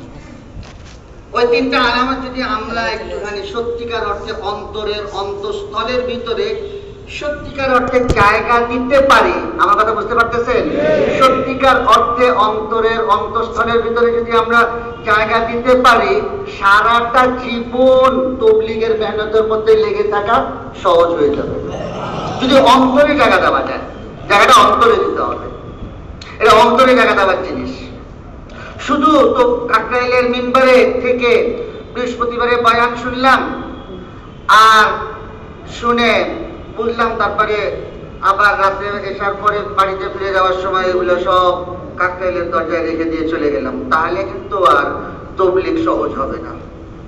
অন্তরের মধ্যে জায়গা দিয়ে যদি এটা সবসময় সাথে রাখা যায়, তাহলে আল্লাহ পানি ভাতের নাস্তার মতো তাবলীগ করাটা সহজ করে দেবে। মাঝখান দিয়ে একটা কথা বলছি, পানি ভাতের নাস্তা। পানি ভাতের নাস্তা বুঝেন আপনারা? কথা বলে না। পানি ভাত মানে পান্তা ভাত। পান্তা ভাতও বুঝেন না? আয় হায়, ঢাকার মানুষ তো, ঢাকার কাকরাইলের পয়েন্টের সাথে এরা তো অনেক ভালো ভালো বার্গার আর কি পিজা আর কি কি জানি আছে সব, এগুলা সবসময় খেয়ে অভ্যস্ত। তো পান্তা ভাত বেচারারা বুঝে না। পান্তা ভাত বলে হইলো, পান্তা ভাতের তারিফ হইলো রাত্রেবেলায় যে ভাতটা খাওয়ার পরে বেঁচে গেছে ওইটার মধ্যে পানি দিয়ে রাখছে, সকালবেলায় ওইটা দিয়ে নুন মাখিয়ে মরিচ বাটা দিয়ে নাস্তা করে নিয়েছে। নাস্তার জন্য পকেটে হাত দেওয়া লাগে নাই, টাকা বের করতে হয় নাই, হোটেলে যাওয়া লাগে নাই, রুটি বাজি কিনতে হয় নাই, কিচ্ছু করা লাগে নাই। রাত্রের ভাত দিয়ে সকালের নাস্তা হয়ে গেছে একবারে সহজ ভাবে। যেমন পান্তা ভাতের নাস্তা সহজ, এরকম তাবলীগ তার জন্য সহজ। আল্লাহ সহজ করে দেবেন যদি অন্তরের মধ্যে জায়গা দেওয়া যায়। আপনারা এখন কি নিয়ত করলেন? কি নিয়ত করলেন? পান্তা ভাতের নাস্তা এটা নিয়ত করলেন নাকি অন্তরের মধ্যে জায়গা দেওয়ার নিয়ত করলেন? কোনটা নিয়ত করলেন? পান্তা ভাতের নাস্তা বললে তো আবার সেই কালকে সকালে বিবিরে কষ্ট দিবেন না, বলে যে রাত্রে ভাত যেটা আছে সেটা নাস্তা করে নাও, বিবিরে কষ্ট না দেওয়ার জন্য। এটাও নবীর সুন্নত, বিবিকে কষ্ট বেশি না দেওয়া, বিবির কাজে হাত পাঠানো, বিবির সাহায্য করে দেওয়া, এটাও নবীজির সুন্নত। নবীজি ঘর ঝাড়ু দিতেন, নবীজি আমাদের নবীজি ঘর ঝাড়ু দিতেন। বিবিকে ভালোবাসা, বিবির সাহায্য করা নবীর সুন্নত। আচ্ছা যাই হোক, কি জানি বলতেছিলাম? হ্যাঁ, তিনটা জিনিস। হ্যাঁ, এই আমার যুবক ভাইরা খুব সুন্দর মনে রাখছে। তাজা রক্ত তো, স্মরণ শক্তি ভালো তো, এই জন্য মনেও রাখতে পারে বেশি। আল্লাহ সব যুবক ভাইগুলারে কবুল করে। এখন বুড়ারা বলে, হুজুর আমাদেরকে আপনি বাদ দিয়ে দিলেন, আমরা কি দোষ করলাম? আমরা বুড়ো হয়েছি বলে দাড়ি সাদা হয়ে গেছে, জওয়ান থাকার জন্য দাড়িতে মেহেন্দি দিয়ে যুবকিত হয়েছি, আমাদের জন্য দোয়া করেন। আল্লাহ সবাইকে কবুল করেন। কি বলছিলাম জানি বলেন তো? তিনটা আলামত। কিসের আলামত? দিলের ভিতরে হেদায়েতের নূর আল্লাহ তাআলা ঢেলেছেন, দিল প্রশস্ত করে দিয়েছেন। এইটার আলামত, এইটার চিহ্ন নবীজি তিনটা কথা বলছেন। তার মধ্যে প্রথম কথা আত-তাজাফি মিন দারিল গুরুর। আল্লাহ তাআলা দুনিয়াটাকে প্রত্যেক মানুষের জন্য ধোঁকার ঘর বলছেন। দুনিয়াটাকে, আমার সাথে কথা বলিয়েন, প্রত্যেক মানুষের জন্য দুনিয়াটাকে ধোঁকার ঘর বলেছেন। কিসের ঘর? ধোঁকার ঘর। আল্লাহ ধোঁকার ঘর কেন বলেছেন? দারুল গুরুর, ধোঁকা দেয়। গুরুর মানে ধোঁকা দেয়, ধোঁকা। মা গাররাকা বিরব্বিকাল কারীম। কি জিনিসে ও মানুষ, আল্লাহ বলেন ও আমার মানুষ রে, তোকে কি জিনিসে আমার ইতাআতের থেকে ধোঁকার মধ্যে ফেলে দিল? আল্লাহ বান্দাকে বড় মায়া করে ডাক দিয়ে বলছেন, মা গাররাকা বিরব্বিকাল কারীম। তো আল্লাহ দুনিয়াটাকে ধোঁকার ঘর বলছেন। ধোঁকার ঘর কেন বলেছেন? ধোঁকার ঘর এই জন্য বলেছেন যে একজন লোক, কথা ভালো করে খেয়াল করে শোনা লাগবে, একজন লোক তার ব্যাংকে অনেক ব্যালেন্স, ব্যাংক ব্যালেন্স অনেক, অগণিত। সে নিজেও হিসাব করে ভুল করতে পারবে না, বলতে পারবে না তার ব্যাংকে কত তার ব্যাংক ব্যালেন্স। এইটা আছে। তার মার্সিডিজ আছে, বিশাল দামি গাড়ি। তার অট্টালিকা আছে, মালাখানা, মহল, বাদশাহী, এই আছে। তার ফ্যাক্টরি আছে, মিল আছে, সে এত মিলের মালিক, এই সব তার আছে। আর সাধারণভাবে তার মোবাইল আছে, একবার এদিকে কাজ করে, একবার এদিকে কাজ করে, একবার এইভাবে দেখে, একবার এইভাবে দেখে, একবার এইভাবে ব্যবহার করে। কত রকমের মোবাইল, যে কত রকমের ব্যবহার করার তরিকা আর পদ্ধতি এটা করে। এইসব আরো যা কিছু আছে বলে শেষ করা যাবে না। দুনিয়া যেই দিন এই লোকটা এগুলো সব কিছুর মালিক, সেই দিন সেও মনে করতেছে এগুলা সব আমার আমার আমার আমার, আর ওই সবগুলা দুনিয়ার আসবাব এগুলাও তাকে বলতেছে আমরা, আমি, তোমার, তোমার, তোমার। সেও বলতেছে এগুলা আমার, আর এগুলাও বলতেছে আমি তোমার, বলে না? এই সেও মনে করে এটা। কিন্তু যে মুহূর্তে এই মালিকটাকে কবরের মধ্যে রাখা হবে, ওই মুহূর্তে এগুলা কি আর বলবে আমি তোমার, আর ও কি তাদেরকে বলবে তোমরা আমার? শেষ শেষ মুহূর্তের মধ্যে সব শেষ। এতদিন যে আমার আমার আমার, আর এতদিন যে তোমার তোমার তোমার, এই ধোঁকা খুলে গেছে মৃত্যুর সাথে সাথে। আল্লাহ এই জন্য দুনিয়াকে বলছেন দারুল গুরুর, ধোঁকার ঘর। ধোঁকা দেবে তোমাকে, ধোঁকা দেবে। তো হেদায়েতের নূর তার অন্তরের ভিতরে প্রশস্ত হয়ে গেছে। এইটার প্রথম নিদর্শন হলো যে এই ধোঁকার ঘর থেকে সে তাকে বাঁচিয়ে চলবে। ধোঁকার ঘর থেকে সে, ধোঁকার ঘরের ভিতরে সে ঢুকবে না। হ্যাঁ, এটা আলাদা কথা, তাকে এই দুনিয়াতেই বসবাস করতে হবে, তাকে এই দুনিয়াতেই দিন যাপন করতে হবে, তাকে এই দুনিয়াতেই জীবন যাপন অতিবাহিত করা লাগবে। সে থাকবে এই দুনিয়ার মধ্যে, ভোগ করবে এই দুনিয়ার সামান, খাবে এই দুনিয়ার উৎপাদন করা ভাত, তরকারি, ফল, ফুল, এগুলাই খাবে, দুনিয়ার এগুলার মধ্যেই থাকবে। কিন্তু সে দুনিয়াটাকে তার ভিতরে ঢুকাবে না।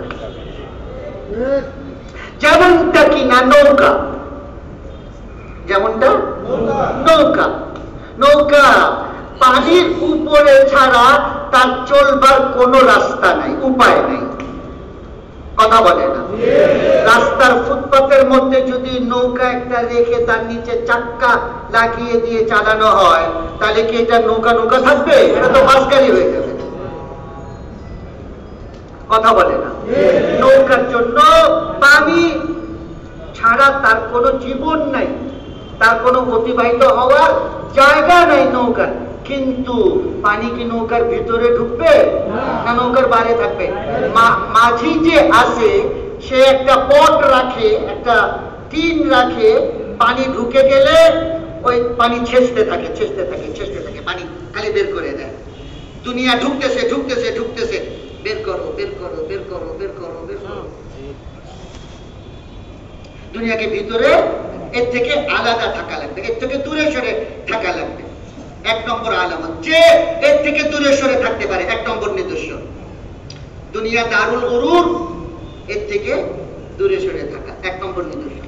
দুই নম্বর নিদর্শন হলো, কথা খেয়াল করিয়ে, দুই নম্বর নিদর্শন হইল ওয়াল ইনাবাতু ইলা দারিল খুলুদ, চিরকাল দারুল খুলুদ, অনন্ত অসীম কাল যে আখিরাতে তাকে বসবাস করতে হবে, থাকতে হবে, সেইটার ফিকির, সেইটার চিন্তা, সেইটার প্রস্তুতির মধ্যে সে লেগে গেছে। দারুল খুলুদ, আখিরাত, ওইখান থেকে ফিরে আসা নেই। আপনারা বলেন না আপনাদের পূর্বপুরুষ, দাদা, পরদাদা, আত্মীয় স্বজন যারাই দুনিয়া থেকে বিদায় নিয়েছে, তারা কি আর ফিরে আসছে দুবারা? কেউ ফিরে আসছে? কাউরের বাপ, কাউরের মা, কাউরের স্ত্রী, কাউরের স্বামী, কাউরের ভাই, কাউরের বোন, কেউ ফিরে আসছে? কেউ ফিরে আসছে। যেখানে গেছে চিরকাল সেখানে থাকতে হবে। দারুল খুলুদ, ওই দারুল খুলুদের ফিকির তার ভিতরে কয় ওয়াক্ত নামাজ কাজা আছে, তাড়াতাড়ি পড়ে নেই, কোন সময় না জানি মৃত্যু এসে, কয় টাকা জাকাতের বাকি আছে, জাকাত দেই নাই, কত বছর জাকাত দেই নাই। আমাদের মৌলানা ইলিয়াস রহমাতুল্লাহ আলাইহি, নাম শুনছেন না? হযরত মৌলানা ইলিয়াস রহমাতুল্লাহ আলাইহি বলতেন, আমার এই দাওয়াতের মেহনতের দ্বারা আমি এই কথা চাই যে আল্লাহ যতজন মালদারকে মাল দিয়েছেন, আল্লাহ যতজন মালদারকে মাল দিয়েছেন, প্রত্যেকটা মালদার সে মালের পাই পাই হিসাব করে যাকাত আদায় করে, পাই পাই হিসাব করে যাকাত আদায় করে। আমি এই কথা চাই প্রত্যেকটা মালদার সে মালের, আল্লাহ তাআলা তাকে মালের নিয়ামত দিয়েছেন, সে মালের হক আদায় করে। মালের মধ্যে আল্লাহর যে হক আছে সেই হকটা সে আদায় করে। তো মালের মধ্যে আল্লাহর হক, মালের মধ্যে আল্লাহর হক হইল আল্লাহ এই মালের মধ্যে গরিবদের একটা অংশ রেখে দিয়েছেন। কথা বলে না? ক্যাশ টাকা হলে, ক্যাশ টাকা হলে তার 40 ভাগের 1 ভাগ, একটা নির্দিষ্ট পরিমাণে ক্যাশ টাকা এত হলে, আর সেটা তার নিত্য প্রয়োজনীয় জিনিসের থেকে বেশি হলে, আর তার উপরে 1 বছর অতিবাহিত হলে তাকে ওই পরিমাণ টাকা ক্যাশের মধ্যে 40 ভাগের 1 ভাগ যাকাত আদায় করা লাগবে। কথা বলে না? এরকম উট কারোর কাছে আছে 5টা, তাকে এই উটের মধ্যে যাকাত দিতে হবে। কারোর কাছে গরু আছে, কারোর কাছে ছাগল আছে, এগুলার ভিতরে একটা নির্দিষ্ট পরিমাণ হইলে তখন গিয়ে একটা নির্দিষ্ট পরিমাণ যাকাত দিতে হবে। যেই নির্দিষ্ট পরিমাণ টুকু যাকাত আদায় করা 40 ভাগের 1 ভাগ, যতক্ষণ না পর্যন্ত, আপনারা ঘুমাচ্ছেন, যতক্ষণ না পর্যন্ত বান্দার উপরে এইটা ফরজ হওয়া সত্ত্বেও সে আদায় না করে, ততক্ষণ পর্যন্ত তার সম্পূর্ণ মালটা নাপাক হয়ে থাকে। সম্পূর্ণ মালটা যখন এই অংশটুকুকে, যাকাতের অংশটুকুকে তার পুরা মালের থেকে বের করে ফেলে, তখন তার পুরাটা মাল পাক হয়ে যায়, পুরোটা মাল পাক হয়ে যায়। যেমন ধরেন কথার কথা, আপনার জামা আছে, জামার ভিতরে এই কোনা এতটুকুর ভিতরে নাপাকি লেগে গেছে, পেশাব লেগে গেছে। কথা বলে না? তা আপনি যদি এই পেশাবটা এতটুকু পরিমাণ ধুয়ে ফেলেন, পেশাবটা ফেলে দেন, আর তারপরে 3 বার চিপে চিপে ধুয়ে ফেলেন, এতটুকু পরিমাণ নাপাক লেগে যাওয়ার কারণে পুরাটা কাপড় আপনি নিয়ে নামাজ পড়তে পারতেন না। এটা আপনি ধুয়ে ফেলে দিয়েছেন নাপাকিটা, তো আপনার পুরাটা কাপড় পাক হয়ে গেছে। কথা বলে না? এখন এই কাপড়টা দিয়ে নামাজ পড়া যাবে কি যাবে না? আর পেশাব লাগা থাকা অবস্থাতে কি এই কাপড়টা দিয়ে নামাজ পড়া যেত? যেত না। তো পুরাটা কাপড় নাপাক হয়ে যায়। যখন ওই নাপাকটুকু ফেলে দেওয়া হয়, তখন পুরাটা কাপড় কি হয়ে গেছে? ওই যাকাতের অংশটুকু যখন বের করে দেওয়া হয়, পুরাটা মাল কি হয়ে যায়? পাক হয়ে যায়। আপনারা বোধহয় আমার কথা ধরতে পারেন না। এটা গরিবদের হক। এটা কাদের হক? গরিবদের হক। তাকে পাই পাই হিসাব করে যাকাত আদায় করে দিতে হবে। যদি না দেয়, তাহলে গরিবের হকটা সে মারলো। কথা খেয়াল করিয়েন, গরিবের হকটা সে নষ্ট করলো। এই গরিবের হক নষ্ট করা, আমার কথা বলিয়েন, এটা একটা গুনার কাজ কিনা? কথা বলে না? গুনার কাজ না? এই গুনাহের কাজের জন্য সে আরেকটা গুনার মধ্যে লিপ্ত হবে এই গুনাহটার কারণে। সেটা কি? ফজুল খরচি। ফজুল খরচি, অতিরিক্ত খরচ করা, জরুরতের বেশি, প্রয়োজনের বেশি খরচ করা। 15 টাকা দিয়েও হয়ে যেত, 25 টাকা লাগাইছে। এই 10 টাকা সে উদ্বৃত্ত খরচ করছে। এটাকে বলে ইসরাফ। এটাকে কি বলে?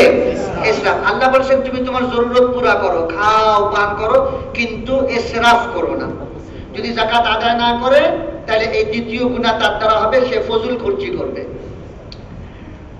আর এই ফজুল খরচি, অতিরিক্ত খরচ করা যেটা প্রয়োজনের বেশি, এটা একটা গুনাহ। এটার মধ্যে যদি চলতে থাকে চলতে থাকে চলতে থাকে, তো এই গুনাহ তাকে আরেক গুনার মধ্যে নিয়ে যাবে। সেই গুনাহটা হলো তাফসীর। আরবিতে এটাকে তাফসীর বলে। কোরআনের ভিতরে আল্লাহ তাআলা এই কথাটা বলছেন, বলে যে তার কোনো প্রয়োজন নেই, ইসরাফ তো ছিল প্রয়োজনের বেশি খরচ করা, এটাকে ইসরাফ বলে। আর তাবযির হলো কোনো প্রয়োজন নেই, শুধু মনের খায়েশ, শুধু মনের চাহিদা, এটা না হলেও তার চলে, স্বচ্ছলতার সাথে তার জীবন অতিবাহিত হয়ে যাচ্ছে, তারপরে এটা কিনছে, কোনো জরুরত নেই, কোনো প্রয়োজন নেই। প্রয়োজন ছাড়া যে জিনিস কেনে সেটাকে বলে তাবযির। আল্লাহ তাআলা কোরআনের মধ্যে বলেন এই কথা, ইন্নাল মুবাদ্দিরিন কানু ইখওয়ানাশ শায়াতিন, সমস্ত তাবযির করনেওয়ালা প্রয়োজন ছাড়াই খাহিশাত পুরা করবার জন্য যারা খরচ করে এরা সব শয়তানের ভাই। আল্লাহ বলেন ইন্নাল মুবাদ্দিরিন কানু ইখওয়ানাশ শায়াতিন। আমি বলছিলাম এই কথা কে দ্বিতীয় আলামত হইল আখিরাতের জন্য যেখানে তাকে হামেশা থাকা লাগবে ওইটার প্রস্তুতির মধ্যে সে লেগে গেছে। নামাজ কয় ওয়াক্ত কাজা আছে তালাশ করে করে তাড়াতাড়ি আদায় করে নিতেছে, যাকাত কত বাকি আছে তালাশ করে করে তাড়াতাড়ি আদায় করে দিতেছে, হজ বাকি থাকলে হজ করতেছে, কারোর মাল নষ্ট করে থাকলে তার মাল তার কাছে পৌঁছাচ্ছে, কারোর হক নষ্ট করে থাকলে তার হক তাকে দিচ্ছে, অথবা তার কাছে থেকে মাফি চাচ্ছে, তাড়াতাড়ি আখিরাতের জন্য প্রস্তুতি নিতেছে। এটার মধ্যে যদি লাগে তাহলে বোঝা যাবে যে তার অন্তরটা হেদায়েতের নূর দ্বারা যে ভরে গেছে, তার দ্বিতীয় আলামত, দ্বিতীয় নিদর্শন, দ্বিতীয় চিহ্ন তার মধ্যে পয়দা হয়েছে। কটা বললাম? তিনটা বলে আসছি নাকি? কটা বলছি? দুইটা বলছি। প্রথমটা কি বলছি? ধোকার ঘর থেকে নিজেকে আলাদা করে রাখছে, ধোকার ঘরটাকে নিজের ভিতরে জায়গা দেয় না, দুনিয়াকে নিজের ভিতরে ঢুকায় না। আর 2 নম্বর বললাম আখিরাতের জন্য সে প্রস্তুতি শুরু করেছে। আর তৃতীয় হলো নবীজি বলছেন ওয়াল ইস্তিদাদু লিল মাউত ক্বাবলা নুজুলিহি, মৃত্যুর জন্য প্রস্তুতি নেওয়া মৃত্যু আসার আগে আগে, মৃত্যু আসার আগে আগে মৃত্যুর জন্য প্রস্তুতি নেওয়া। নবীজি একটা দোয়া বাতাইছেন উম্মতকে শিখাইবার জন্য। নবীজি বলছেন এই কথা, তোমরা আল্লাহকে বলো, আল্লাহকে ডাকো আর আল্লাহকে ডেকে আল্লাহকে এই কথা বলো, ও আল্লাহ আপনি আমাকে একটা পরিষ্কার পরিচ্ছন্ন পবিত্র জীবন দান করেন। আল্লাহর কাছে নবীজি এইটা বলছেন। আমি একটু পরে আরবিটা বলতেছি আপনাদেরকে, আগে বাংলাটা শুনে নেন। নবীজি আল্লাহকে ডাকছেন আর আল্লাহকে ডেকে আল্লাহকে বলতেছেন, ও আল্লাহ, আল্লাহ গো, ও আল্লাহ আপনি আমাকে একটা পরিষ্কার পরিচ্ছন্ন পবিত্র সাফ সুতরা জিন্দেগি জীবন আপনি আমাকে দান করেন। এইটা আপনারা বাংলায় আল্লাহকে এই কথা বলতে পারবেন না? কথা বলে না, বাংলায় বলা যাবে না। আর কি বলছেন? দ্বিতীয় বলছেন কে ও আল্লাহ আপনি আমাকে আমার এই পাক পবিত্র পরিষ্কার পরিচ্ছন্ন সাফ সুতরা জীবনটা শেষ হয়ে গেলে আপনি আমাকে একটা খুব খুব খুব সহজ মৃত্যু দান করেন, খুব সহজ মৃত্যু দেন। মৃত্যুর সময় যাতে আমার কোনো কষ্ট না হয়, আমার কোনো পেট পেতে না হয়, আমার কোনো কষ্ট না লাগে, সহজ একটা মৃত্যু আমাকে দান করেন। নবীজি আল্লাহ তাআলার কাছে এই 2টা জিনিস চেয়েছেন। তৃতীয় আরেকটা জিনিসও চেয়েছেন, ওইটা আমি এখন আপনাদেরকে বলতেছি না, আপনারা দেখতেছি বিরক্ত হয়ে যাচ্ছেন। তো প্রথম 2টা যেটা বলছেন সেটা আমি আরবিটা বলে দিই। আল্লাহুম্মা ইন্নী আসআলুকা, আল্লাহুম্মা ইন্নী আসআলুকা ঈশাতান নাকিয়্যা, আইন দিয়ে ঈশাতান নাকিয়্যা, নুন বড় কাফ ইয়া হা নাকিয়্যা, ঈশাতান নাকিয়্যা। ও আল্লাহ আসআলুকা, আল্লাহুম্মা মানি ও গো আমার আল্লাহ, আল্লাহুম্মা মানি ও গো আমার আল্লাহ, ও আমার আল্লাহ গো, আসআলুকা আমি আপনার কাছে চাই। কি চাই? ঈশাতান নাকিয়্যা, আপনি আমাকে একটা পবিত্র পরিষ্কার পরিচ্ছন্ন সাফ সুতরা জীবন দান করেন। এটা আমি আপনার কাছে চাই। পবিত্র জীবন, সাফ সুতরা জীবন, পরিষ্কার জীবন কাকে বলে? ওই জীবন ব্যক্তির যে জীবনের উপরে তার কাছে থেকে কেউ কোনো কিছু পাবে এরকম নাই। কথা বলে না? তার কাছে থেকে কেউ কিছু পাবে, তার উপরে কারোর হক আছে এরকম নাই। কাউকে সে কষ্ট দিয়েছে এরকম নাই। সবার সাথে সে ভালো ব্যবহার করেছে, সবার হক আদায় করেছে। তার হক যদি কেউ মেরে থেকে থাকে তো তাকে মাফ করে দিয়েছে। এটা হইল পরিষ্কার জীবন, আখলাক, একরামে মুসলিম, আখলাক, পরিষ্কার জীবন। নবীজি এরকম একটা জীবন আল্লাহ। আচ্ছা, আপনারা আমার একটা কথা বলেন তো, আল্লাহ নবীকে এরকম জীবন দিয়ে রাখছিলেন না? নবীর জীবনের ভিতরে কি কোনো দাগ ছিল? নবীজির জীবনের ভিতরে কি এরকম কোনো কিছু ছিল যে নবীজি কাউকে কষ্ট দিয়েছেন? নবীজি কারোর কাছে থেকে মাল নিয়ে সেই মাল আদায় করেন নাই। নবীজি কারোর উপর নাউজুবিল্লাহ জুলুম করেছেন? এরকম কি কোনো ছিল? নবীজির জীবন তো একেবারে সবচেয়ে উপরের আলা দরজার পাক সাফ পবিত্র জীবন। এত সত্ত্বেও নবীজি আল্লাহকে এই কথা ডাক দিয়ে কেন বললেন যে ওগো আল্লাহ, আপনি আমাকে একটা পাক সাফ পরিষ্কার পরিচ্ছন্ন পবিত্র জীবন দান করেন? এই কথাটা কেন বললেন? এই কথাটা এই আমাদেরকে শিখাবার জন্য বলছেন, আমাদেরকে শিখাবার জন্য বলছেন। ও বান্দা, ও উম্মতি, তুমি আল্লাহকে এইভাবে বলো, তুমি আল্লাহর কাছে থেকে এইভাবে চাও, তা আল্লাহ তোমাকে ওই রকম একটা জীবন দিবেন। কেউ চান কি আপনারা এরকম একটা জীবন? লাগবে কি কাউরে? মনে হয় না। ঢাকার কাকরাইলের পয়েন্টের কাউরে লাগবে বলে মনে হয় না, মনে হয় না।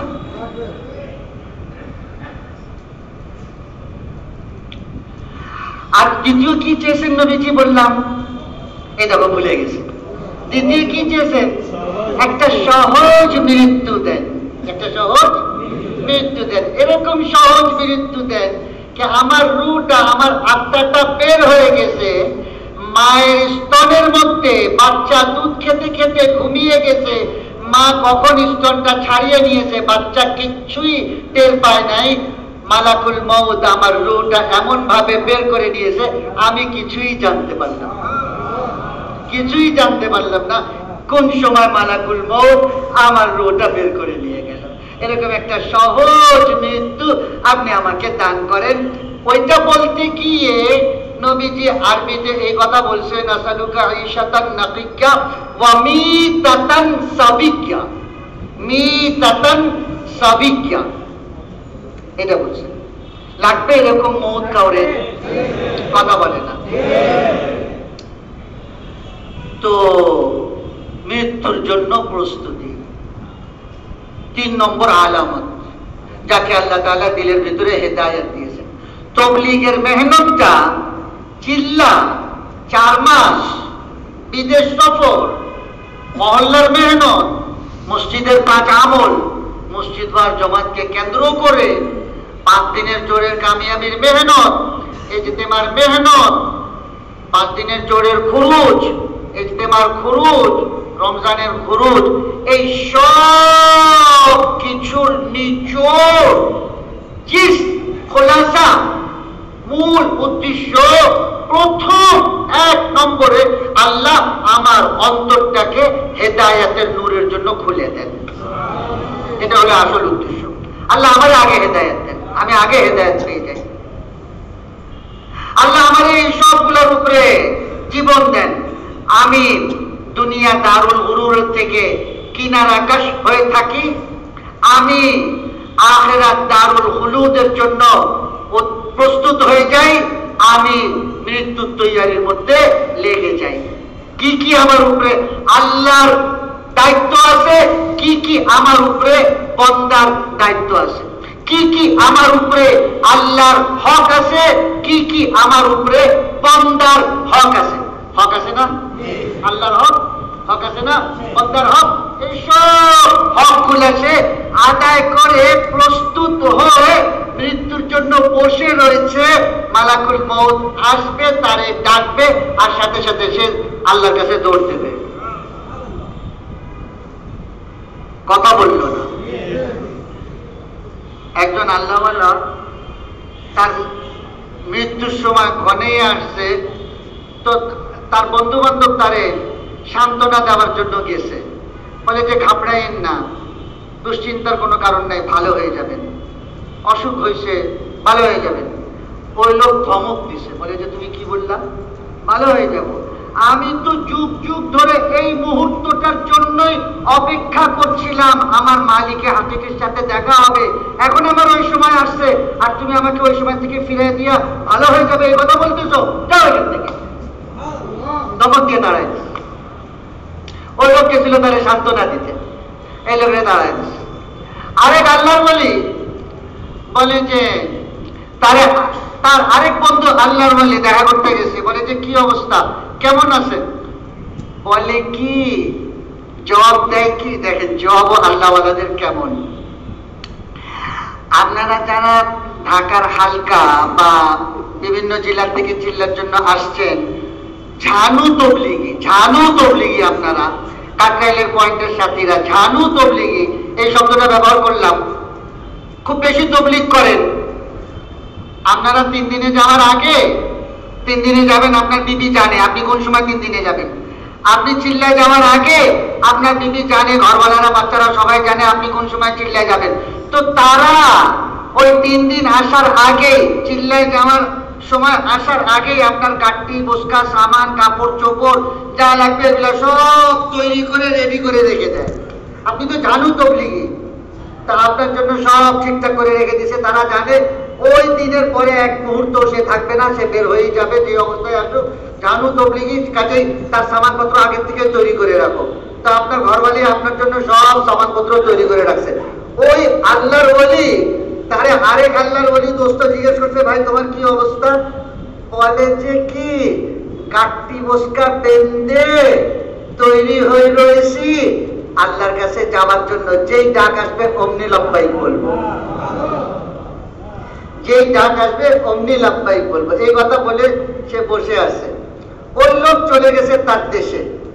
3 দিন পরে ওই লোক শুনতে পারতেছে এই লোক আল্লাহর রাস্তায় শহীদ হয়ে গেছে। যে বলছিল এই কথা, কাটটি বসকা বেঁধে তৈরি হয়ে বসে আছি, আল্লাহ ডাক আসবে আর জবাব দিব লব্বাইক বলে আল্লাহর কাছে পৌঁছে দেবো। আমরা কি ওই প্রস্তুতিটা ইয়াকিনের সাথে নিছি বলে বলতে পারবো? দরকার আছে ওই প্রস্তুতি নেওয়া। কতটুকু দরকার? অল্প স্বল্প না অনেক? অনেক। সেই অনুপাতে তো আমরা এখনো পর্যন্ত কোনো প্রস্তুতি নিতে পারি নাই। পারছি? বলেন কখন যে ডাক আসবে কোনো নিশ্চয়তা নেই, কোনো খবর নেই, কেউ বলে। মদিনার এক আনসারি সাহাবী, আপনারা কি বিরক্ত হয়ে গেছে?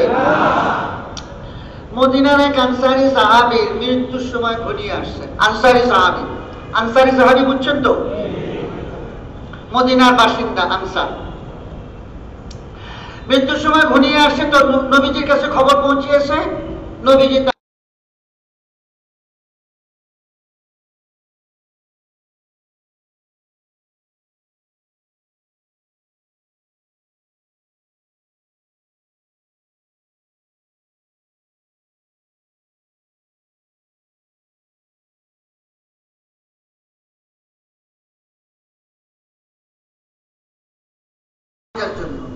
মদিনার আনসার, তো সাহাবীদের জন্য মায়া লাগছে। তো মালাকুল মউত যখন তার পাশে এসে তার রূহটা বের করবার জন্য বসছে, নবীজি তো মালাকুল মউতকে দেখতে পেয়েছেন।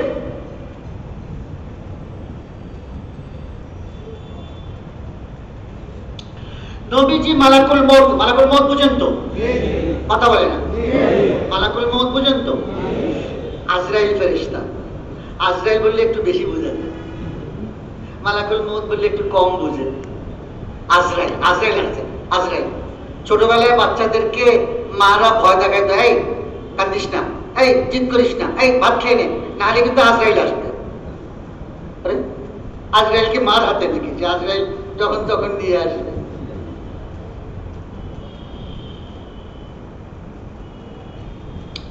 তো নবীজি আজরাইল ফেরেশতাকে দেখে সাহাবীটার জন্য মায়া লাগছে, আজরাইল ফেরেশতাকে বলতেছেন, মালাকুল মউত, ও ফেরেশতা শোনো, এই না আমার সাহাবী, আনসারী সাহাবী, তুমি এই আমার এই সাহাবীটার জান এখন কবজ করবো, আমি দেখতেছি তার মৃত্যুর আলামত তার মধ্যে জাহির হয়েছে, তা আমি তোমার একটু অনুরোধ করি, তুমি আমার এই সাহাবীটার রূহটা বের করার সময় তার সাথে নম্র ব্যবহার করো, নরম ব্যবহার করো, সে যাতে কষ্ট না পায়। এইটা নবীজি কাকে বলছেন? কথাই বলে না, কাকে বলছেন? আজরাইল ফেরেশতাকে বলছেন। কাকে বলছেন? আজরাইল ফেরেশতা। যেই না নবীজি আজরাইল ফেরেশতাকে এই কথা বলছেন, আজরাইল ফেরেশতা নবীজিকে বলে কি, নবীজি শুনেন, নবীজি শুনেন, আমি না আপনার উম্মতের প্রত্যেকটা ঈমানওয়ালা ব্যক্তির রূহ কবজ করার সময় তার সাথে অত্যন্ত নম্র ব্যবহার করি।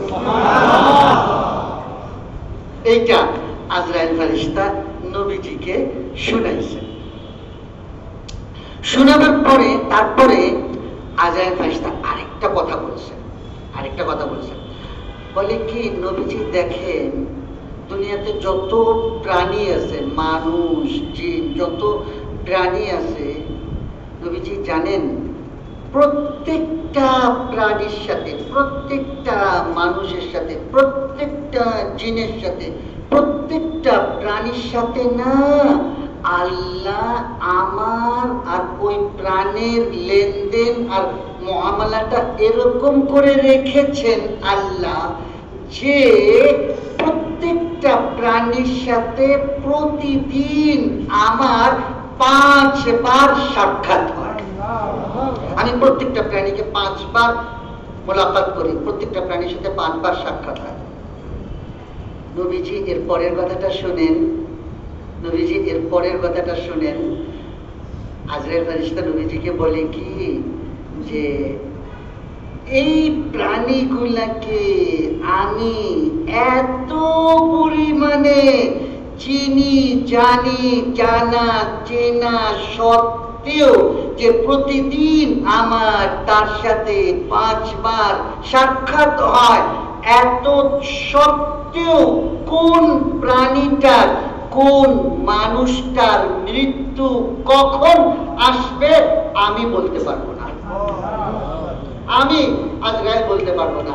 আল্লাহর তরফ থেকে যখন যে প্রাণী, যে মানুষের রূহ কবজ করার জন্য আমার উপরে আল্লাহর তরফ থেকে হুকুম আসে, তার আগ মুহূর্ত পর্যন্ত আমি জানি না যে তার জান কবজ করতে হবে। যখন হুকুম আসে তখন আমি জানতে পারি, আর তারপরে আমি তার জানকে কবজ করি। আল্লাহর তরফ থেকে কোন বান্দার জন্য কোন সময় আজরাইলের উপরে হুকুম আসবে আজরাইল জানে না। 5 বার তার সাথে প্রতিদিন সাক্ষাৎ হওয়া সত্ত্বেও বান্দা জানবে? বান্দা বলতে পারবে তার কখন মৃত্যু আসবে? তো সেই মৃত্যুর জন্য তাকে কেমনটা কত দ্রুত, কত তাড়াতাড়ি তাকে এই মৃত্যুর জন্য প্রস্তুতি নিতে হবে। আমি কতটা তার জন্য প্রস্তুতি নিলাম? কখন ডাক আসবে? জওয়ানও যায়, বুড়াও যায়, বাচ্চাও যায়, 80 বছরও যায়, সবই তো যাচ্ছে না? যাচ্ছে না? চোখের সামনে যাচ্ছে। মাকে দাফন করে আসছে, বাপকে দাফন করে আসছে, ভাইকে দাফন করে আসছে, স্ত্রীকে দাফন করে আসছে। গতকালকে রাত্রে তার সাথে কত জড়াজড়ি, কত কথাবার্তা, কত ভবিষ্যতের প্ল্যান প্রোগ্রাম, আজকে তাকে কবরের মধ্যে দাফন করে আসছে। হয় কি হয় না? কথা বলে না। এখন আমি কথাটা শেষ করব। আমিও দেখতেছি আপনারাও ক্লান্ত হয়ে গেছেন, আর অনেকক্ষণ বসে রয়েছেন, পাও লম্বা করা লাগতেছে, আর ঘুমও পাচ্ছে, আবার মনে হয় মাঝখানের বাড়িতে ক্ষুধাও লাগছে। এই জন্য আমি এখন কথাটা শেষ করব। তার আগে একটা শেষ অবস্থাটা বলি, আমাদের কতটা প্রয়োজন এই মৃত্যুর জন্য প্রস্তুতি নেওয়া, এই অবস্থাটা বলে আমি শেষ করে দেব। একটা লোক কবি সে মারা গেছে। তো মানুষ যখন মারা যায় তখন তো তার অঙ্গ প্রত্যঙ্গ যেগুলা আছে বাহ্যিক, এগুলা তো আর কাজ করে না, করে? হাত কাজ করে, পা কাজ করে, চোখ কাজ করে, কান কাজ করে, কথা বলতে পারে? কথা বলতে পারে না, মারা গেছে। তো সে তার যে একটা অবস্থা মারা যাওয়ার পরে ওই অবস্থাটার ভাষা দিয়ে সে আল্লাহকে বলতেছে। মুখ তো বন্ধ, মুখে তো কথা বলতে পারে না, অবস্থাটার ভাষা দিয়ে আল্লাহকে বলতেছে, আল্লাহ গো, ও আল্লাহ, আপনি একটু আমার অবস্থাটার দিকে একটু দেখেন, একটু আপনি আমার অবস্থাটার দিকে দেখেন। কি তোমার অবস্থা? আল্লাহ, আল্লাহ, আমার অবস্থাটা এই যে আপনি আমাকে আপনার নেয়ামত সমূহ দিয়েছেন, আমার জন্ম থেকে আমার মৃত্যু পর্যন্ত আপনার নেয়ামত আমি ভোগ করেছি। এত সত্ত্বেও আল্লাহ, আমার মাথার তালু থেকে পায়ের তালু পর্যন্ত আপনার নাফরমানি দিয়ে ভরা, আপনার মাসিয়াত দিয়ে ভরা, আপনার গুনাহ দিয়ে ভরা, আপনাকে রাগ করানোর কাজ দিয়ে আমার মাথার তালু থেকে পায়ের তালু পর্যন্ত লোমকূপ ভরে আছে। যার ফলে ওগো আল্লাহ, আমার আপনার এত নিয়ামত পাওয়া সত্ত্বেও আমার এই অবস্থা বাকি নাই যে আপনি আল্লাহ আহকামুল হাকিমিনের সামনে আমি আমার এই মুখটা নিয়ে উপস্থিত হতে পারবো। আমার এই অবস্থা বাকি নাই। বিধায় আল্লাহ গো, আল্লাহ, যেহেতু আপনার সামনে চেহারা দেখাতে পারবো না, গুনায় ভরা অবস্থাটা আর ওরকম বাকি নাই আমার, তো আমি না আল্লাহ কাফনের কাপড়টা দিয়ে চেহারাটাকে ঢেকেছি। কাফনের কাপড় দিয়ে জড়িয়ে দেয় না, পেঁচায় দেয় না, তো সে তার অবস্থা দিয়ে আল্লাহকে বলতেছে, আল্লাহ গো, কাফনের কাপড় দিয়ে আমি আমার চেহারাটাকে ঢেকেছি, আপনার সামনে চেহারা দেখাবার মতন মুখ আমার নাই গুনাহের কারণে।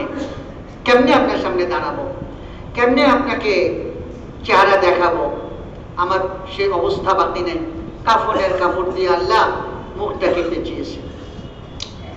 আর আল্লাহ, আমার আরেকটা অবস্থা আপনি একটু দেখেন আল্লাহ গো, যে একজন লোক কথার কথা 2 মণ চালের বস্তা মাথায় নিতে পারে, তার শরীরে এতটুকু শক্তি আছে। তার মাথার ভিতরে যদি 4 মণ চালের বস্তা চড়িয়ে দেওয়া হয়, সে চলতে পারবে? তার শক্তি হলো 2 মণ, বেশি থেকে বেশি ক্যাপাসিটি তার 2 মণ নিতে পারে। তার মাথায় 4 মণ উঠিয়ে দেওয়া হয়েছে, চলতে পারবে? ভারের কারণে বসে গেছে, পা জবাব দিয়ে দিয়েছে, পা আর চলে না। সে বলে, আল্লাহ, আমার গুনার বোঝা আমার কাঁধে এই পরিমাণ, আমার গুনার বোঝা আমার কাঁধে এই পরিমাণ কে গুনার বোঝার কারণে আমার পায়ে হেঁটে যাওয়ার শক্তি আমি হারিয়ে ফেলেছি বলে আমার বন্ধু, আমার দোস্ত, আমার আবাব, আমার আত্মীয় স্বজনরা তারা কাঁধে করে আমাকে তোমার কাছে পৌঁছিয়েছে। নিয়ে যায় না খাটিয়ে, কাঁধে করে বন্ধুরা, আত্মীয় স্বজন কবরের মধ্যে নিয়ে পৌঁছায় না, তো সে তার অবস্থা দিয়ে আল্লাহকে বলতেছে, ওগো আল্লাহ, আমার এই অবস্থা, কাফনের কাপড় দিয়ে তোমাকে চেহারা দেখাতে পারবো না, এই জন্য কাফনের কাপড় দিয়ে চেহারাটাকে ঢেকেছি।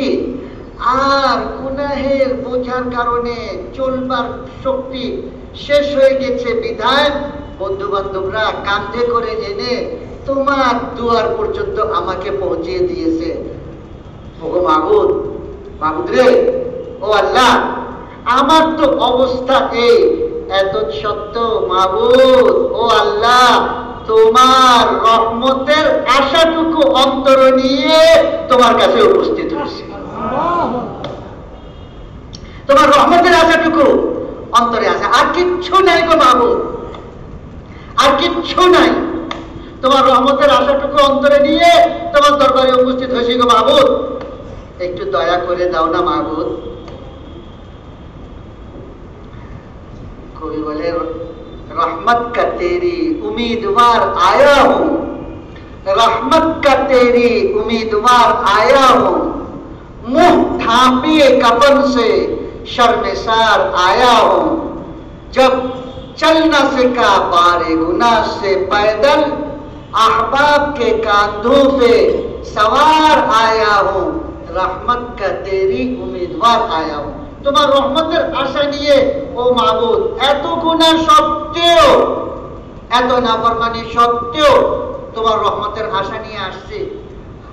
আর আল্লাহ নবীর জুবানে বান্দাকে সুসংবাদ শুনিয়েছেন, ও আমার বান্দা, ও আমার বান্দা শুনো, তুমি আমার ব্যাপারে তোমার অন্তরে যা আশা পোষণ করবা আমি তোমার সাথে সেরকমের মুআমালা করব, আমি তোমার সাথে সেরকমের লেনদেন করব।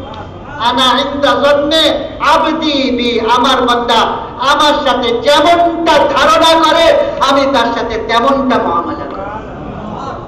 তুমি আমার রহমতের আশা নিয়ে আসছো, যাও আমি তোমাকে আমার রহমত দিয়ে ঢেকে দিলাম, আমার রহমত দিয়ে ঢেকে দিলাম। আল্লাহ আমাদেরকে নবীওয়ালা কাজের এক নেয়ামত, সমস্ত নবীদের সাথে সম্পর্ক লাগিয়ে আদম আলাইহিস সালাম, নূহ আলাইহিস সালাম, মুসা আলাইহিস সালাম, ইব্রাহিম আলাইহিস সালাম, দাউদ আলাইহিস সালাম, সুলাইমান আলাইহিস সালাম, শুআয়ব আলাইহিস সালাম, ঈসা আলাইহিস সালাম, আমাদের নবীজি সাইয়্যিদুল কাউনাইন মুহাম্মাদুর রাসূলুল্লাহ সাল্লাল্লাহু আলাইহি ওয়াসাল্লাম, সমস্ত নবীরা যে দাওয়াতের কাজ, যে তাবলীগের কাজ উম্মতের মধ্যে করলেন, আল্লাহ আমাদেরকে বাছাই করে খাস রহমত দিয়ে, খাস দৃষ্টি দিয়ে আল্লাহ আমাদেরকে এই কাজের মধ্যে লাগালেন, তাকাজা দিয়েছিলেন, কাজ দিয়েছিলেন, মেহনত দিয়েছিলেন। আমরা আমাদের নফস, আমাদের দুশমন শয়তান, আমাদের সুস্তি, আমাদের কাহিলি, অলসতা, আমাদের দুনিয়ার মধ্যে মশগুল হওয়া, আখিরাতের ফিকির থেকে আমরা বঞ্চিত হয়ে যাওয়া, মৌতের প্রস্তুতির থেকে আমরা গাফিল হয়ে যাওয়া, এর কারণে নবীওয়ালা এত বড়, এতগুলা নবীর সাথে সম্পর্কওয়ালা নিয়ামত আল্লাহ দিলেন, আমরা এই নিয়ামতের মূল্য দিলাম না, কদর করলাম না। আজও আমরা এই কাজটাকে এক নম্বর কাজ বানিয়ে করবার জন্য উঠতে পারলাম না। আল্লাহ আমাদেরকে মাফ করে দেন, সকলকে মাফ করে দেন, আল্লাহ ওই রকম মাফ করে দেন। আল্লাহ আমাদেরকে ওই তওবাটা, তাবলীগের মেহনতের মধ্যে সুস্তি, কাহিলি, অলসতা, তাকাজা পুরা করার মধ্যে পিছে রয়ে যাওয়া, জানমালের কোরবানির মধ্যে আগে বাড়ার থেকে কম করা, এর জন্য আল্লাহ আমাদেরকে ওই তওবাটা নসিব করেন, যে তওবাটা শিকারের নিজের ছেলেকে নিজ হাতে কতল করে দেওয়ার উপরে ভিতর থেকে হায় বের হয়েছিল, হায় আমি কি করলাম, হায় আমি কি করলাম। আল্লাহ এত বড় দান দিলেন, আল্লাহ এত বড় নিয়ামত দিলেন, আল্লাহ এত বড় ইহসান করলেন, সব নবীদের দরজা উতরিয়ে আল্লাহ সাইয়্যিদুল কাউনাইন মুহাম্মাদুর রাসূলুল্লাহ সাল্লাল্লাহু আলাইহি ওয়াসাল্লামের উম্মতের মধ্যে বানিয়ে নবীওয়ালা কাজ দিয়ে কাজে লাগিয়ে দিলেন, কাজে লাগিয়ে রাখলেন। তারপরেও তাকাজা যেভাবে পুরা করা, জানমালের কোরবানি যেভাবে দেওয়া, ওইভাবে দিতে না পেরে এখনো ঢাকা শহরের বাড়ি ঘরের ভিতরে, মসজিদের ভিতরে বিছানা ফেলতে পারি নাই, বাড়ি ঘরের ভিতরে নিজের দোকান, নিজের চাকরি, নিজের ব্যবসা বাণিজ্য, নিজের কায় কারবার নিয়ে, অথচ আর 36 দিনও 5 দিনের জোরের বাকি নেই, তারপরে এক চিল্লা পরে ইজতেমা, এখনো এই মেহনতের তাকাজা পুরা করতে। আল্লাহ আমাদের সবাইকে ওই হায় নসিব করেন, ওই তওবা করার তৌফিক দেন, আর আল্লাহর সাথে লেনদেন পরিষ্কার করা, আল্লাহর উপরে রহমতের ভরসা করে জানমাল কোরবানি দেওয়ার জন্য অন্তরগুলোকে আল্লাহ তৈরি করে দেন। কে কে নিয়ত করতে পারেন যে জিন্দেগি শেষ পর্যন্ত জান আর মাল আল্লাহর জন্য কোরবান করবো? কার জন্য? আল্লাহ। আল্লাহ এর বদলা দিবেন জান্নাতে, আল্লাহ এর বদলা দিবেন আখিরাতে। নিয়ত করা যায়?